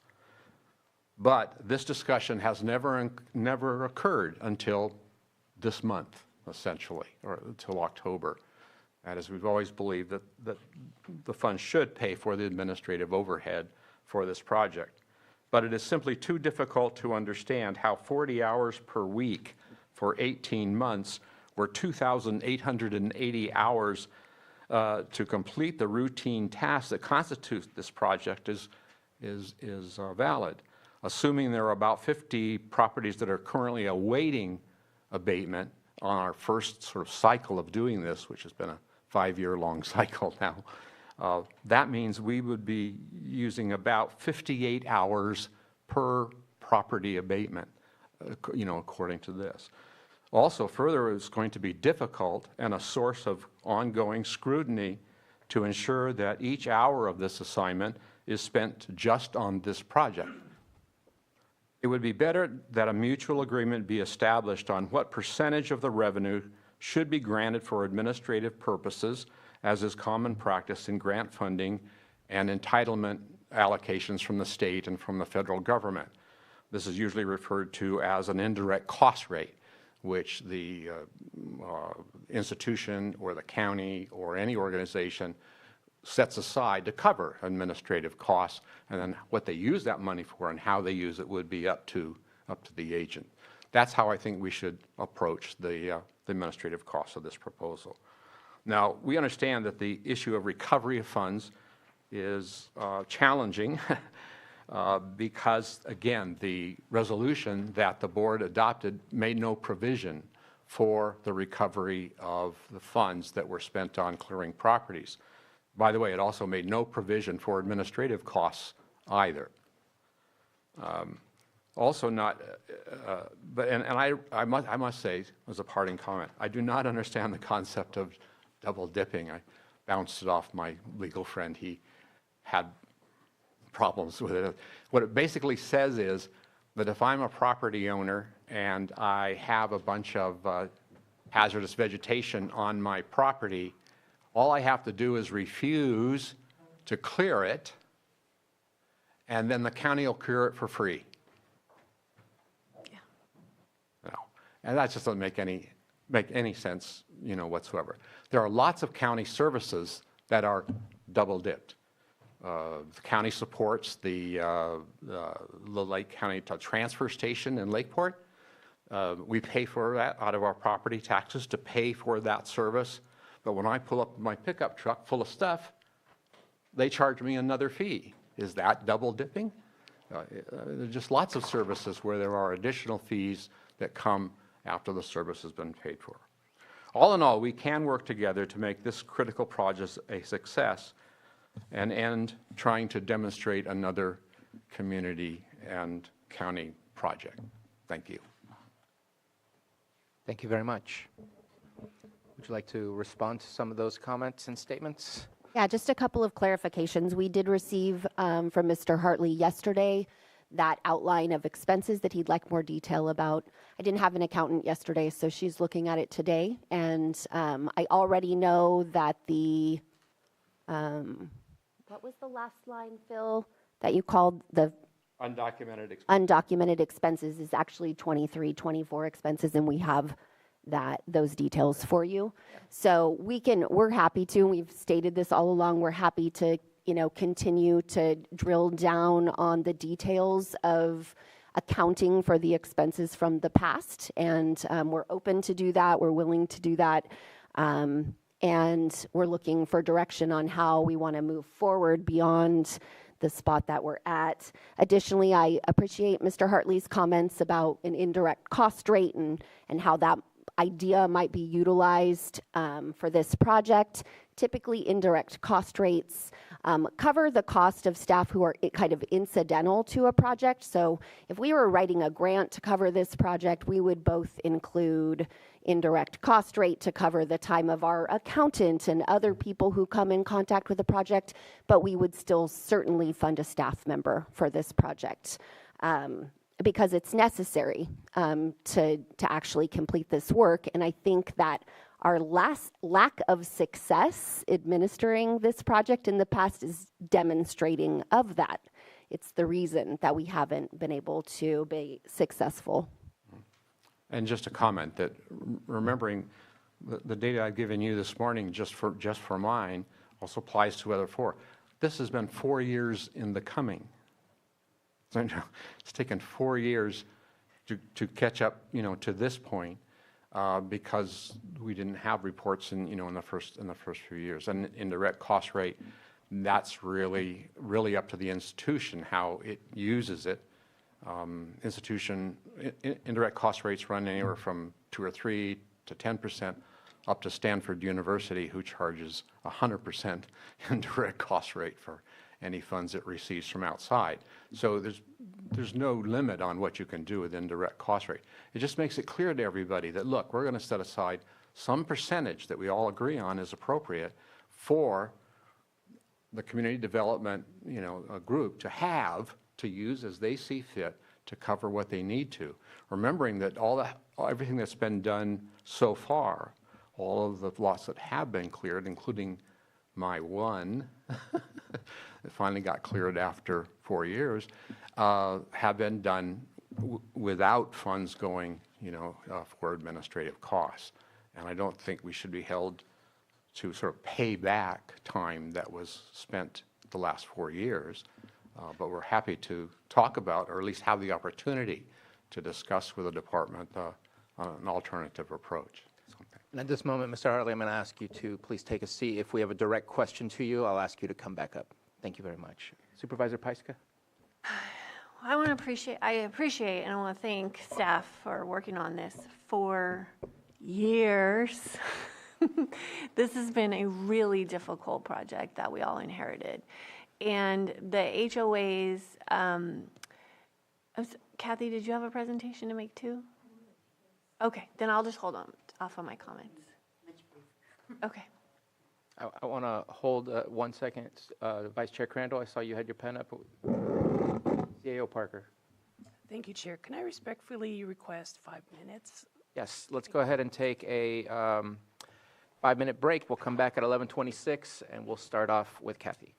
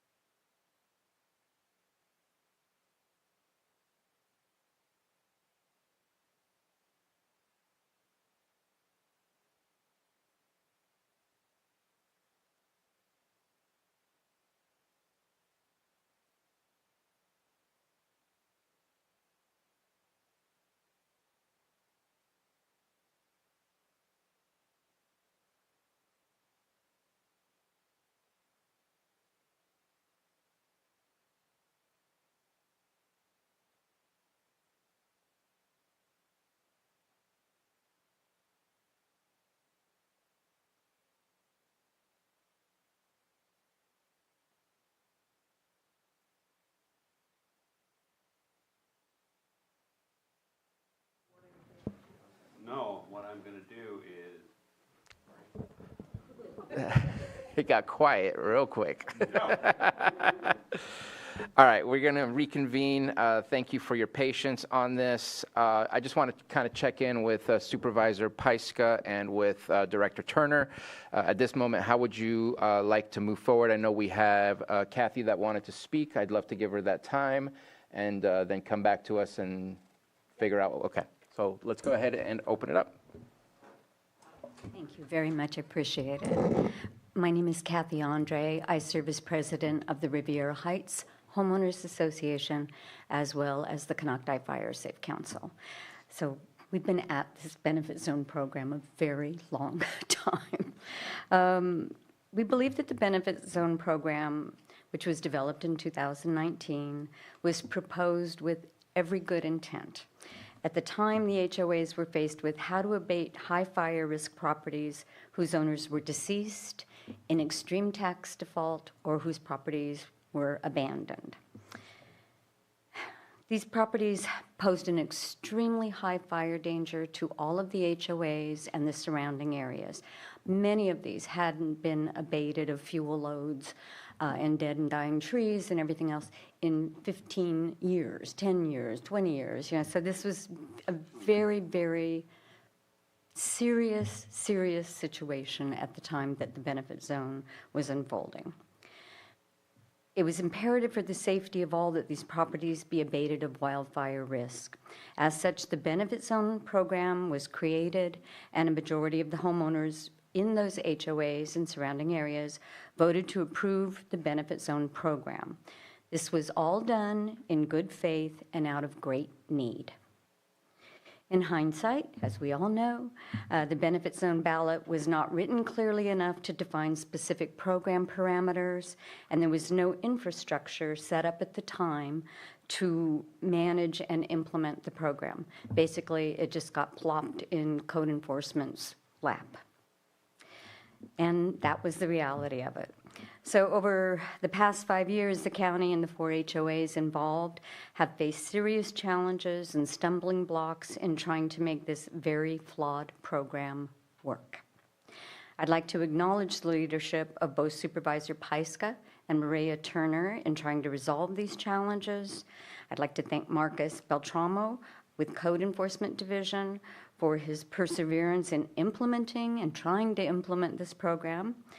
And my thanks to Deputy Administrator Shannon Walker-Smith for all of her efforts in putting together the long-awaited financial accounting of expenses charged to date to each of the benefit zone associations.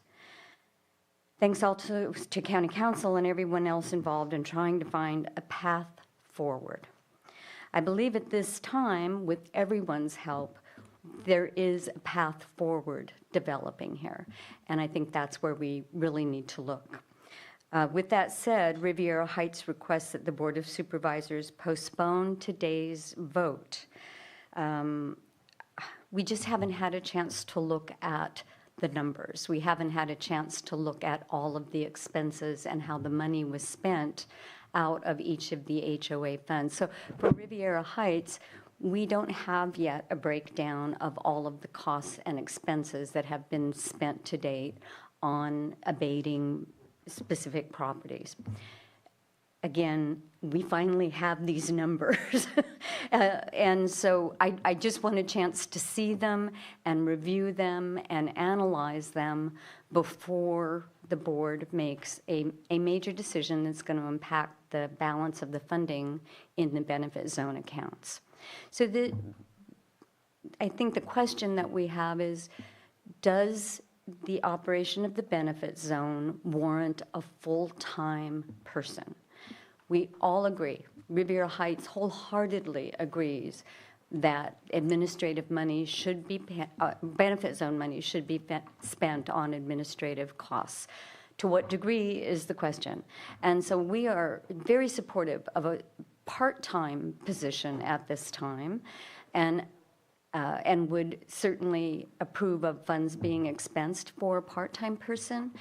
If you look at the numbers, you've been averaging clearing about 20 properties, 25 properties a year over the past 4 years or so.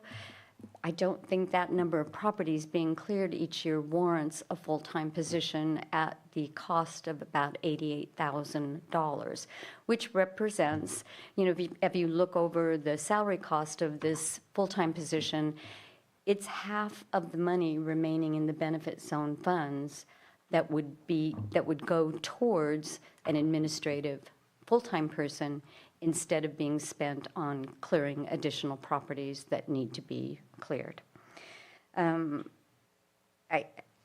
Again, we just would like the opportunity to review these expenses and these numbers. Maybe we'll come back and go, oh my gosh, this full-time position is absolutely warranted. We're shooting in the dark right now. We don't have the numbers to make a major suggestion other than conservatively say, again, we wholeheartedly support a part-time position.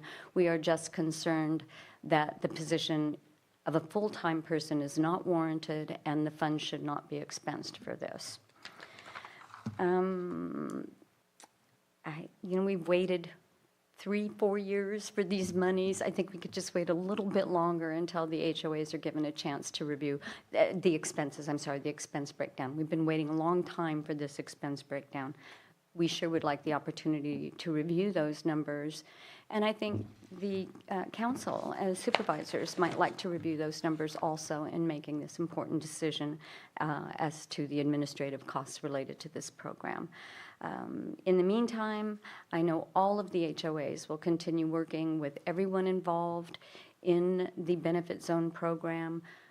We all want to have a good resolution to this, and I applaud everyone involved for stepping up and recognizing the need to go, oh gosh, what happens when the benefit zone money is spent?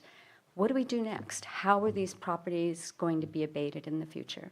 So I am very pleased to realize and understand that the people involved in this benefit zone program are thinking in those directions and are heading in those directions. That's, to me, the most important question that we can ask. There's 2 questions on the table for me. 1, part-time or full-time administrative person. 2, what is our future and how are we going to be able to abate these programs in the future once the benefit zone funds for this particular pilot program run out? Thank you very much. I really appreciate your time and consideration. Thank you very much. Supervisor Pyska? Yeah, so again, I'll start my thank yous all over again. Thank you to staff. This has been a long haul. Marcus and I have been having meetings with the HOAs since, even before I was sitting up here on the dais, I started going to those meetings. And the HOAs have been diligent and assertive participants. We've been working together through this for a long, long time, and it has been a frustrating process. But everyone showing up always showed up with patience and a willingness to keep looking for the way forward. So I thank Kathy and Phil for being here, and for the others that couldn't make it today. And I also want to pull on one thread that you both brought up in the beginning when this was voted on. It was voted on for a reason, and my predecessor, Supervisor Brown, brought this with really good faith because there was a very high wildfire risk in all of the Rivieras. And since then, there has been just this incredible amount of work that's happened on every level, with the formation of the Fire Safe Council and all of the grants and projects that we've been really collaboratively working on together. So I really feel like this was the beginning of where we are today, which nothing looks the same there anymore. We've done a lot. I really want to thank you both for being here today and for being here every step of the way. It's been a long, long path. So the concept of double dipping, and this is like my super, super simplified way of explaining this, Phil, is that everybody prepaid for this service. Every single person that paid that $100 prepaid for the service. So when one person's lot gets abated, they've already prepaid. They only prepaid $100, but that's what they prepaid for that service. So we can't go back and charge them again. And yeah, I mean, if there was enough money, everybody could get their lots serviced, but we don't have that much money. And there was never going to be that much money. So, you know, we are here today trying to figure out how to move forward. It sounds like we need to postpone this conversation anyway. So I think we'll be bringing it back. There is, you know, we've talked about the staff hours that go into this. And we've talked about the abatement costs.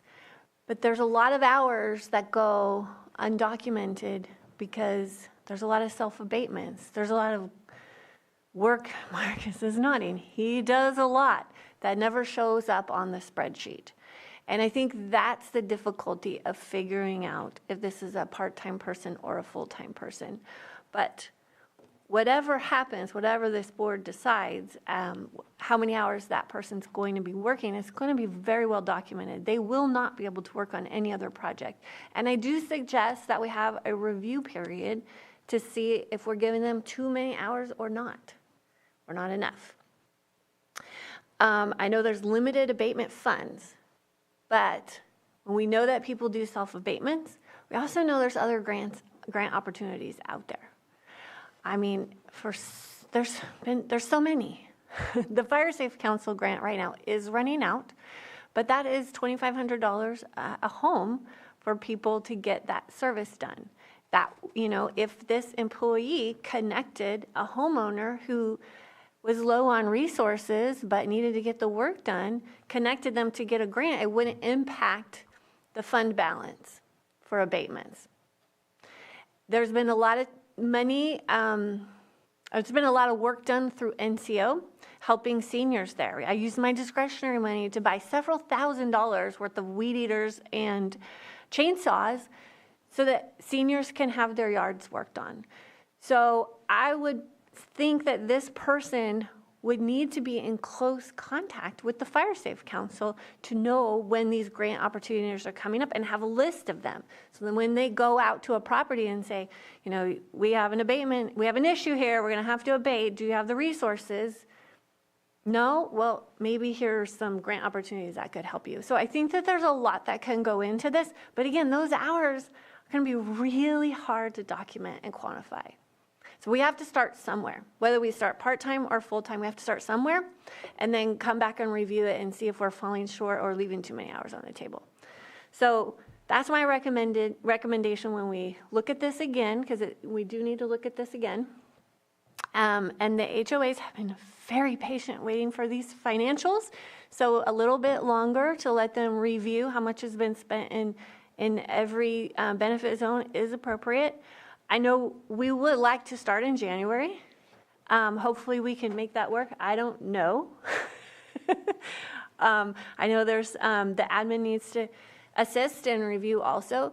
So this is a great place to start this conversation. I'm glad we all came here today with the willingness to move forward because this has been really difficult and your input is invaluable. So I think that is all of my comments. So thank you. Thank you. Any other comments from other board members? Supervisor Green? Yeah, appreciate it. Sounds like we're going to move toward we're going to push this down the road a little bit. My question is, you know, how much time the HOAs might need to review that, because as presented here today, we're hoping to get some direction so you can prepare to come back for a mid-year budget. I would hate to have that review, which is necessary, complicate any efforts to bring forward a proposal for mid-year budget, whether it's half-time, full-time. I think as currently presented, you've documented need for full-time. I understand that raises concerns given there's no cost recovery mechanism in the, I agree, very flawed program, but well-intentioned. So I think there's I think you documented the need and the wisdom of staffing up on a full-time basis. It's hard to do half-time positions, recruit and fill them. As far as inability to document time, I see Ms. Dillman Parsons in the back. Social services is all about time study buddy, and many of other agencies do very aggressive time study things. So if we don't have those tools, maybe we need those tools so we can break this stuff down, not just on time spent, but break it down by the benefit zone that time's being spent on, break it down on whatever budget unit you're coming out of. So it sounds like everyone's kind of in agreement. We need to refine this process. I just don't want that refinement to complicate our ability to bring back a budget proposal timely. Director Turner? Thank you. The HOAs have waited very patiently as we went through hundreds of pages of documentation for the program to do our own internal sort of review to understand where we were. We do respect their request for additional time, and we will work with admin to make sure that we do not push any deadlines that are necessary for their work on the budget. Any other comments? I do want to echo a comment that was made by Supervisor Pyska, and we just saw this not too long ago in one of our code enforcement assessment where there was a abatement that was done, where in the storyline of the process it said in 2022 and in 2023, but yet all the charges that we saw that were listed on what was going to be placed on the lien were all from 2024. And so I think that OpenGov is going to solve some of these problems. Our prior history in using Excel or using whatever other manners of keeping track of data has not been the best for us, but I know that I see hours always missing from just the assessment hearings we get. So I think that we need to be cognizant of that as we look at the total amounts and costs. I have no problem with the continuance to get a better understanding of what is possible, what's not possible, what changes to the program. But what I would like to ask, because I think that's going to be an important part no matter what, I think from the very beginning this was planned as a pilot to go, how do we do this for the whole county? And I think it's important for the pilot to show some level of success of a revolving fund of sorts. I don't see that written in here. It's only about how to expend the rest of the funds based on the zone of benefit. But I want to kind of see the plan on how it is that we're going to make this countywide so that it's not just general fund that's being used. How are we going to try our best to create a revolving fund for the purpose specifically of this? So a little bit bigger picture, but at the same time, the pilot program is where we can learn how to make that happen. And if we can make it happen there, we can probably scale it up to what needs to happen for the rest of the county. So that would be my ask, is a little bit more detail outside of the protocols of the zone of benefit, because there's still going to be some code enforcement activity as well as zone of benefit activity kind of simultaneously within. But how are we going to do that? And that would be my only ask that I would add on to what's already there. If there's nothing further, let's go ahead and open it up for public comment. Anyone wish to speak on this item? Come on up, raise your hand, and Zoom.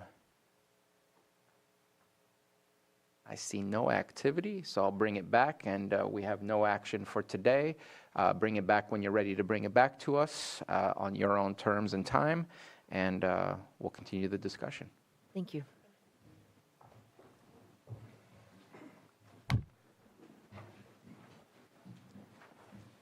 Appreciate everyone's patience as we are a little bit behind our timed items here. So we're going to move on to item 6.7, 11 a.m., consideration of the proposed Lake County Hospital Improvement District. And we have Mr. Rickelman coming up. All right. Good morning.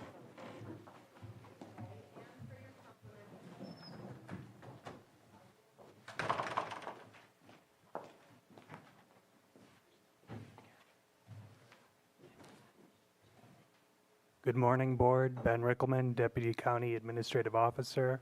I'm here regarding the Lake County Hospital Improvement District. We originally came to the Board September 10th for the resolution of intention.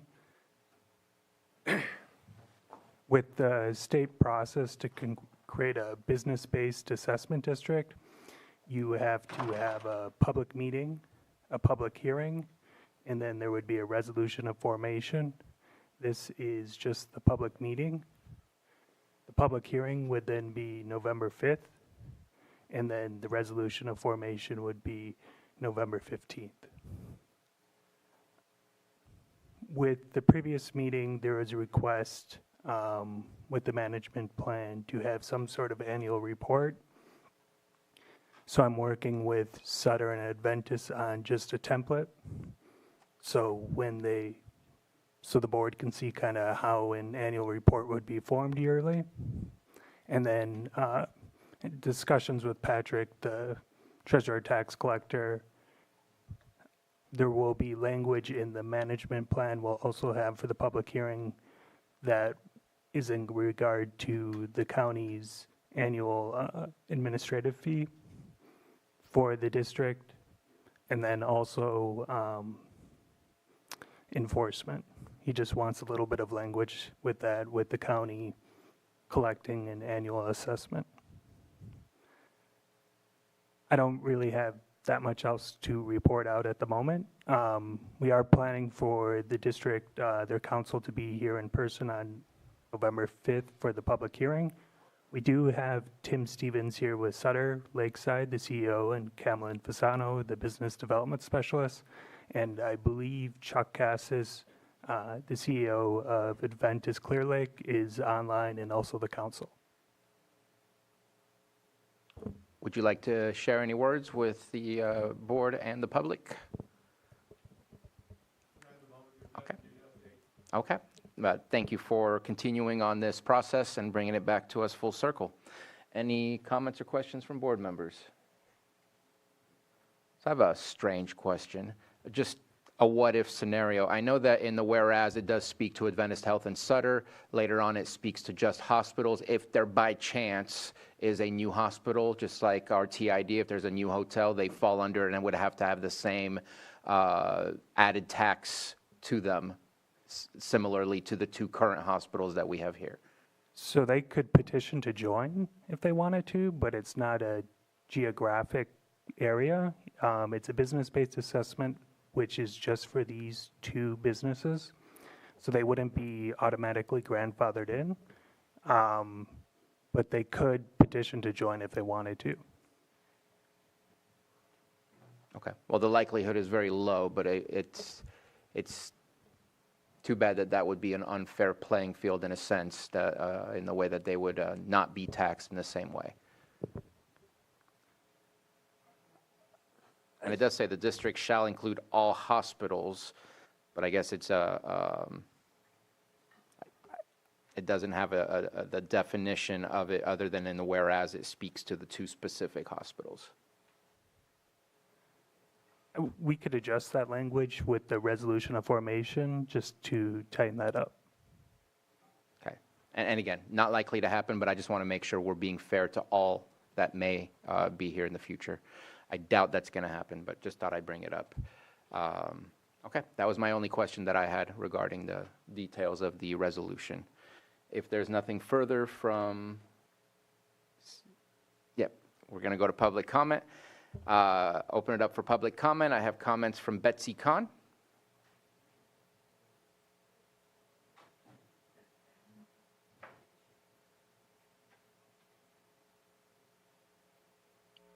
Thank you, Mr. Chair. Yes, I wrote an email and asked for specific information about this the proposed project. I wrote to the Board of Supervisors, I wrote to the County Council, I wrote to Mr. Rickelman. I have received no replies, which I think is very rude at the least. My main concern at this point is the generalized management plan that was attached to the original presentation. And I believe there was a commitment to complete the plan and provide details in that plan.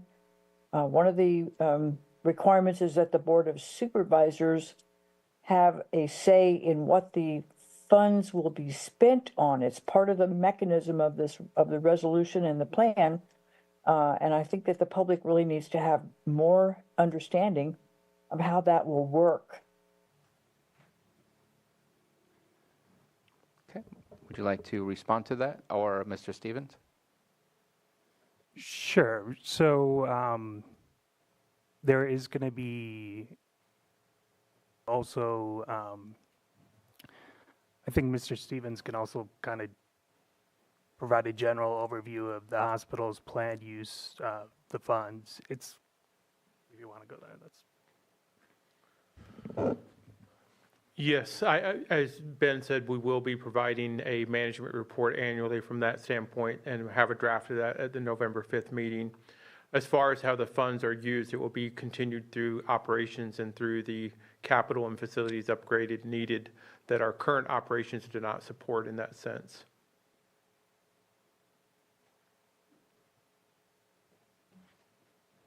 And the portion of the board having say of what those upgrades or services are? I would have to see a mechanism for that at the moment. I've not seen a mechanism in that sense and not seen a proposal that would support that in that sense.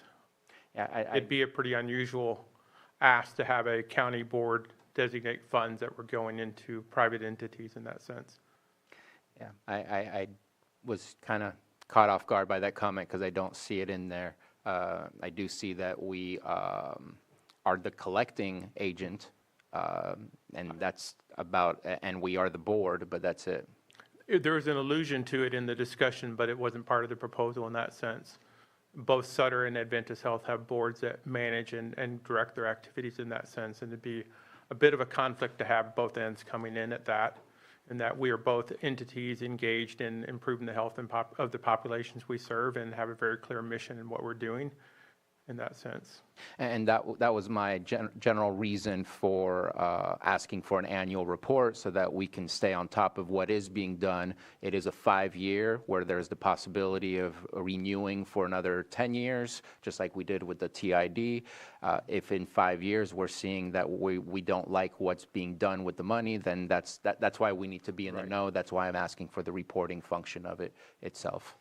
I think the public reporting, that we both could do a better job of reporting what we're doing currently. Even without this, we don't talk enough about what we're spending in the community and what we're doing in the community in that sense. And an annual report is certainly a reasonable ask and a much needed to support the mission of what we're doing in the community. I know Chuck supports that as well from Adventist.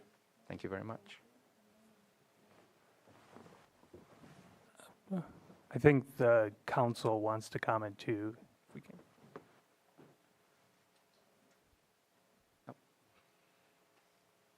Please go ahead. It's Jerset and Lorenz. Hey, good afternoon. This is Zach Victimom at Jerset and Lorenz with my managing partner, Jim Jerset. And we just wanted to reiterate Supervisor Sabatier's response that these are county funds and the county would have the option to turn them off or not collect them if the hospitals were not using them in a way that the county and the public support. Thank you for your comment. I see no further comments from the chamber. I still see a hand up from Betsy Kahn. Is that a old hand or new hand?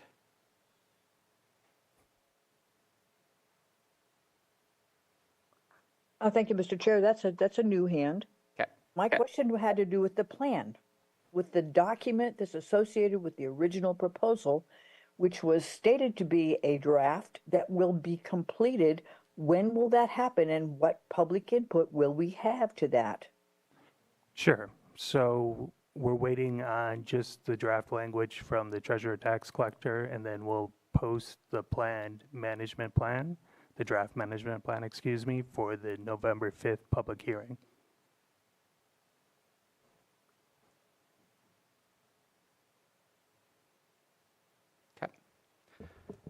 Thank you very much.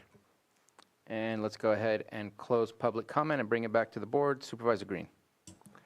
Yeah, just a quick clarification, if only because I heard it. I have received questions about possible deferred maintenance at one or both hospitals, seismic retrofitting, what have you. As I understand the resolution and the proposal, what this board approved in the reso was a business improvement district, not a not any of the two other flavors, which are a property improvement district or the hybrid, which is a property and business district. So to the extent the revenues that are going to be assessed here are repurposed, my current understanding is it's all about seeking better Medi-Cal reimbursement and no current plan to dedicate those revenues to structural improvements or property improvements. Did I hear differently today? Are the cost savings, or at least the additional money that is anticipated from formation of this business improvement district, somehow going to result in improvements to the property? In which case we should have approved a property and business improvement district. So again, with the absence of a detailed management plan, I have some general understanding that they hope to make nice and get better Medi-Cal reimbursement, but I still don't have any plan that dedicates any portion of these funds to property improvements. And by design, that seems to be by design, because it's pitched and approved in concept so far by the Reso as strictly a business improvement district.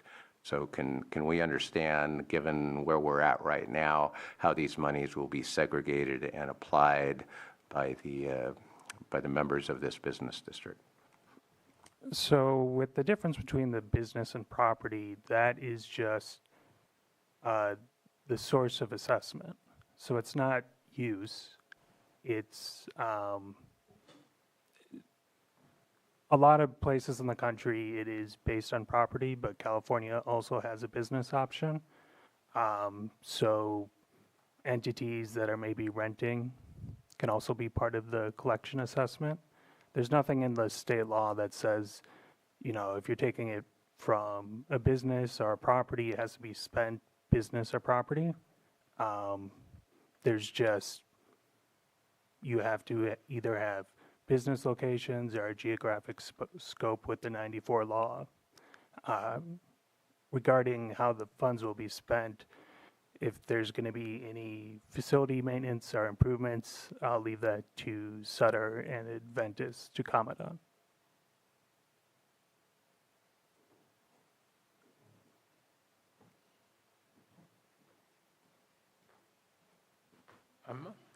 Really would like Zach to comment a little bit on this. I do want to make a couple of statements, and then to the board and then to the public as well. When you look at what the options are, there's many options. I think the board report would do that. Southern Adventist provides millions and millions of dollars of uncompensated care each year. So how we put these in buckets and how you orchestrate the measure in that sense and how the money's spent, there's multiple opportunities on that to make sure that we're in compliance with that through the how the statute's written and in that sense, in that standpoint. Zachary, do you have anything to add to that?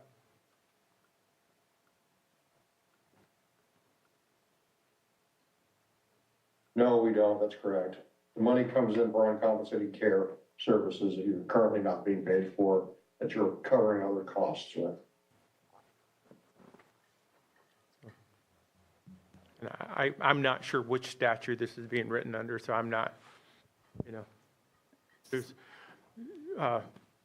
Mr. Green went a little deep on me on how the statute is being written, so I'm not sure exactly how to respond. I can tell you operationally from the hospital standpoint and from the hospitals what we're doing and how we're trying to stay viable, but to the specifics of the ordinance, I'm not sure how to respond. So I guess how the ordinance is written, you can, there's no, it doesn't specify if you have to spend it on property improvements or business improvements. It's just the method of collection and the entity. But I was just curious if you had any comment on with these funds, if any would be used for property improvement. They could be in that sense. It really just depends on, there's so much happening at any point. It could be designated, you know, it can be designated based on how we need to designate through this process. And that there's enough negative in enough different areas in the hospital's operations that we can do that in that sense. And, you know, if we talk about seismic, both hospitals have seismic issues in that sense. There are opportunities there as well. I know there was a comment a few weeks ago about, you know, that we should cover that within operations, and that would be great if it was operations that would cover it. But, you know, we're nonprofit agencies like everyone else in the community trying to improve the health and wellness of the community with inadequate funding. And again, I'm going to go back to the annual report. We talked about this is not supposed to increase cost to the consumers of your services. That's one thing I want to keep track of as we do the annual reports. And then what money came in through this improvement district and what has it been spent on, just to see how that's enhanced the services or enhanced the longevity of the services. Because if your hospital's falling apart, it does not have longevity. So I think that we need to do a good job of the oversight. We do have a control mechanism within this to say, yes, this is great, let's continue. This is a fresh path that no one else has necessarily laid the tracks for us, and we're going to see how it works. And I'm willing to take that leap of faith, and as long as we do a good job and we have those annual reports, I think we can create that partnership and make sure that there's benefits to the community. So I don't see any problems with this. Just to go back to my comment earlier, in the first whereas, it says the proposed district will provide specific benefits to assessed businesses located in the county and licensed as general acute care hospitals, which I talked about that last time. That's the definition utilized by the California Department of Public Health. Is it possible to put parentheses hospitals right there so that if there's anything new that it would fall underneath that and everyone gets taxed the same, versus the next one which says whereas Sutter Lakeside Hospital and Adventist Health Clear Lake parentheses hospitals are non-profit, and then we use hospitals for the rest of the document.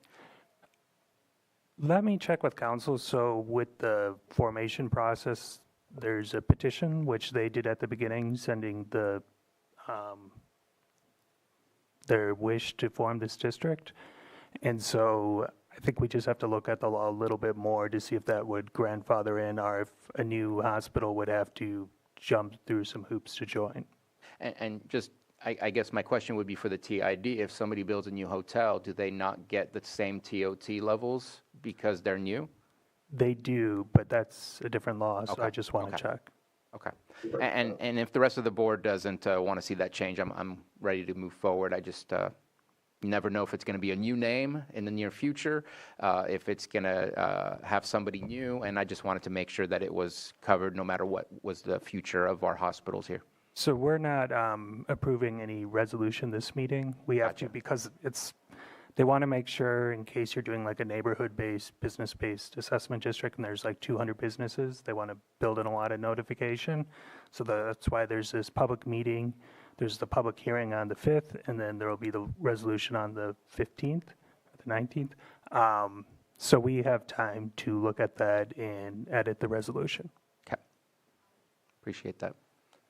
And we already opened it up for public comment. Oh, we do have another comment from Jerset and Lorenz. Yeah, just to make sure we're all clear, the other hospital, if another one came in, it would be taxed and it would also be eligible for the funding. If they didn't want to be taxed or didn't want to be eligible for the funding, then the county would need to pull down the tax completely. The program would be over. So it would really be in their control if a new hospital did come in, because they would need to be taxed under federal law. We couldn't break them apart. So they would get the benefits of this program. If they didn't want the benefits of the program, then the county would probably have to take the entire program down. Thank you for your comment. And Supervisor Green? Just a last clarification, not going to be definitive in any way, and we're not approving anything, but my reading of this, imperfect as it is, the revenues obtained through the assessment of this business improvements district, by my reading, would not be eligible to do property improvements, because if you're going to do a property and business improvement district, there's a whole bunch of other findings that have to be made regarding the property improvements that are proposed to be made. So I don't need a definitive answer on that, but again, my complaint originally is I don't have a really good understanding, much less a management plan for the other services that are going to be provided via these fundings, and to any concern the public may have or I may have about the ability to use these funds to improve properties or do retrofits. I don't think there's a there. But I will defer to those operating this in future years to plow that path. I don't share the same confidence. Thank you. Thank you. And with that, no further comment, and that closes this item. Thank you. Thank you very much. All right, we're going to go ahead and finish up our timed items. Our 6.8, 11:15 a.m. item, consideration of County of Lake Department of Public Works fiscal year 24-25 work plan presentation, and we have Director March with us. Good afternoon. Thank you for your patience today.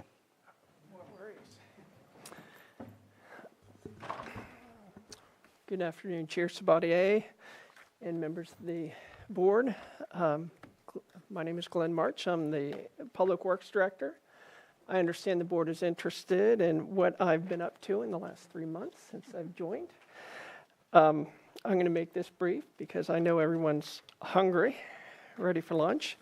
Real quickly, I'm going to go through the slide presentation.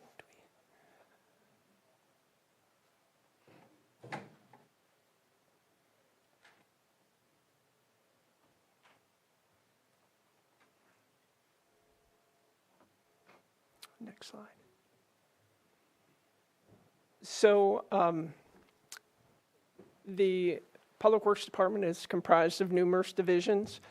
And to get the work done, we have 63 positions and 15% vacancies. We're running 25% vacancies. We had a successful recruitment in the Roads Department. We should be hiring 4 people, so we'll reduce that, 7 vacancies, we hope. The Engineering and Inspection Division is the most concerning. We've lost 2 people this year. You can see that the board approved changes in the positions, which is great. So we're looking for project managers as opposed to engineers, so to get projects done. Accomplishments this year, we reclassified 5 positions. We are going to add a fiscal coordinator dedicated to the Engineering Inspection Division. We also modified the master fee schedule that will allow us to collect actual costs for our work on PG&E and MediaCom projects. Currently, we're just doing a fee for the length of trenching, which we're not recovering all our costs. So now we'll be able to recover all our costs. As you're aware, the civil grand jury requested that we collect more revenue to pay for more inspection of PG&E's work, and this is consistent with that request. We are also hiring another engineering technician to cover the PG&E work, and I think we'll be able to get reimbursed for most of those 2 position costs. Currently, I'm working on the 10-year capital improvement program. We're continuing to work very hard on filling vacancies. We're actually changing our associate engineer position to a part-time position and a remote position to help staff review plans and specifications on our capital improvement project. And we're improving our contracting processes. So we're working with Caltrans to make sure we meet all the requirements. And you'll see new consultant contracts after the first of the year. Future activities include filling vacancies. We're going to modify our accounting practices and improve our project management know-how. Many of our project managers have less than 3 years of experience. So just getting them more knowledgeable is a big task. We're going to implement new road maintenance strategies in the spring where our teams are more systematic approach to road maintenance. Right now, the team is focused on responding to complaints and addressing complaints, but we have a process to identify urgent complaints and address those within a day or 2. And the other road complaints are going to inform staff on which roads need to be maintained more. So they'll prioritize roads that need to be maintained more, and I'll expect the area supervisors to be very knowledgeable on the roads within their district so they can assign tasks to their lead workers and get that done. We're going to modify and add ordinances. We're going to do a pavement moratorium ordinance. We're going to update the airport ordinance in order so we can collect more fees on the airport. So currently we're collecting about $30,000 a year. We're spending about $60,000 in expenses. Hope to get our fees up to $125,000 over the next 5 years. We'll incrementally increase and see the revenue we collect. And that's important. A lot of people moving on to the capital improvement projects. So I submitted a list of active capital improvement projects that have funding. You'll see some projects are complete, but they're not closed. So we have to collect all our reimbursements to close them. Projects in construction are in construction.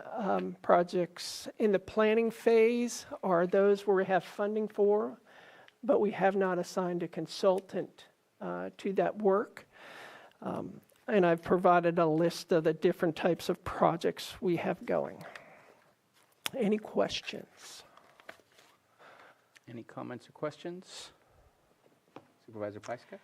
Well, it's not in your presentation, but we did have a plan to start the road work in Cobb this year, and it got delayed. So I just was hoping you could speak to that. I know we have some people who came for that.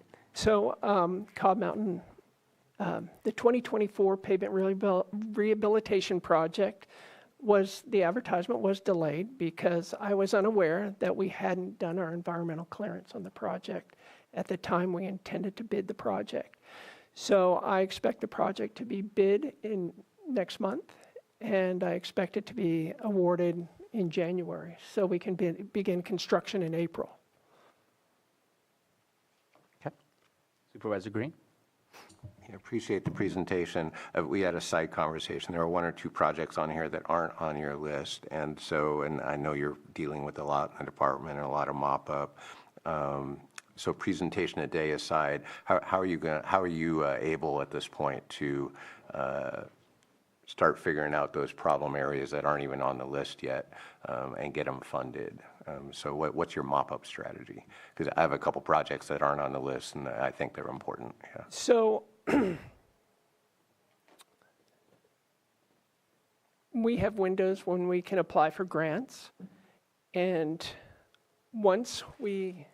so this year we're going to get back to basics, our contracting, our accounting, and assess each of our projects. In the future, we're going to apply for the various grants when windows open. You had mentioned Highland Spring Road. The Highway Bridge Program grants the new grants are going to be open in the spring. So we'll apply for a grant for that project, and we'll be looking for funds for projects as we identify them. And a lot of the projects, we're very grateful to Caltrans because they really help us with our existing projects and help us identify funding for new projects. As part of the capital improvement plan, which we intend to complete next spring, we need to identify future projects and look for future funding opportunities. So that is the process to identify future projects and future funding opportunities. I want to thank you for your presentation today. I know you and I spent a little bit of time discussing potential airport projects that you have in mind. I'm hopeful to see a little bit more to elaborate on that in the future in a further presentation, because I think that's something that we've been talking about for a while, and I was excited to have those conversations with you and just to see what's possible out there. I know you mentioned most likely we could be doing an award in January for the Cobb area. I'm hopeful, and we'll keep talking about this, that we can get an overall look at what does the calendar year of 2025 look like for projects that we've had on our list. Maybe that list looks a little different, but it'd be nice to know what our plan is for that following year, and hopefully by January you'll have an idea of what can and can't be done based on the funding that we have available. So hopeful that we can do that at that point in time. Any other questions? All right, let's open it up for public comment. Uh-oh. Sorry. We've lost, Here for hold more on minutes. hold on one second. We've lost video.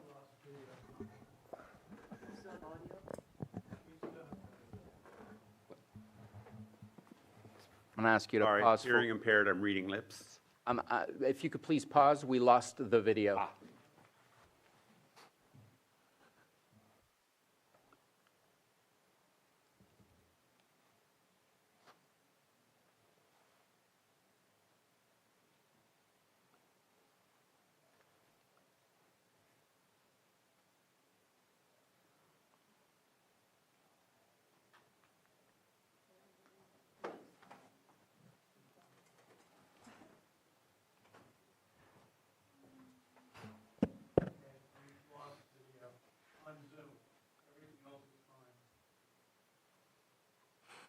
My video works. Can I turn my camera around to allow us to finish? It's on up there. Is that something I can do, is use my laptop so we can at least finish this public comment and conclude this item? I'm asking county council. Briefly, he answered questions that I was just going to make a public comment to Jessica, but Glenn had already answered questions that I had for him, so this was just going to be a broader, it can't happen soon enough. I know. It's just as simple as that. Thank you, sir.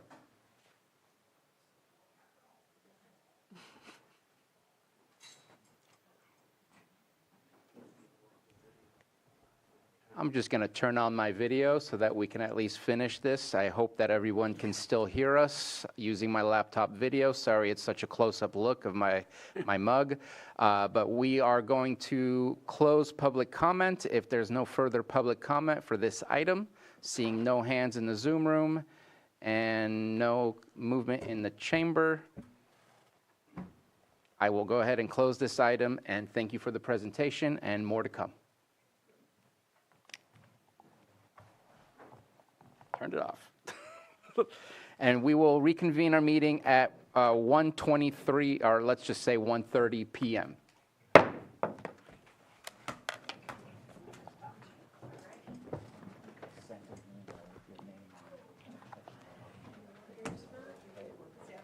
Yes, I saw that. And I called him yesterday. I go, hey, Sacramento already got that taken care of. Yes. Perfect. I figured it was okay. I was calling about the, Just a reminder that we have Gregory at 3 o'clock. Yes. that is animal control. Yep. Yes.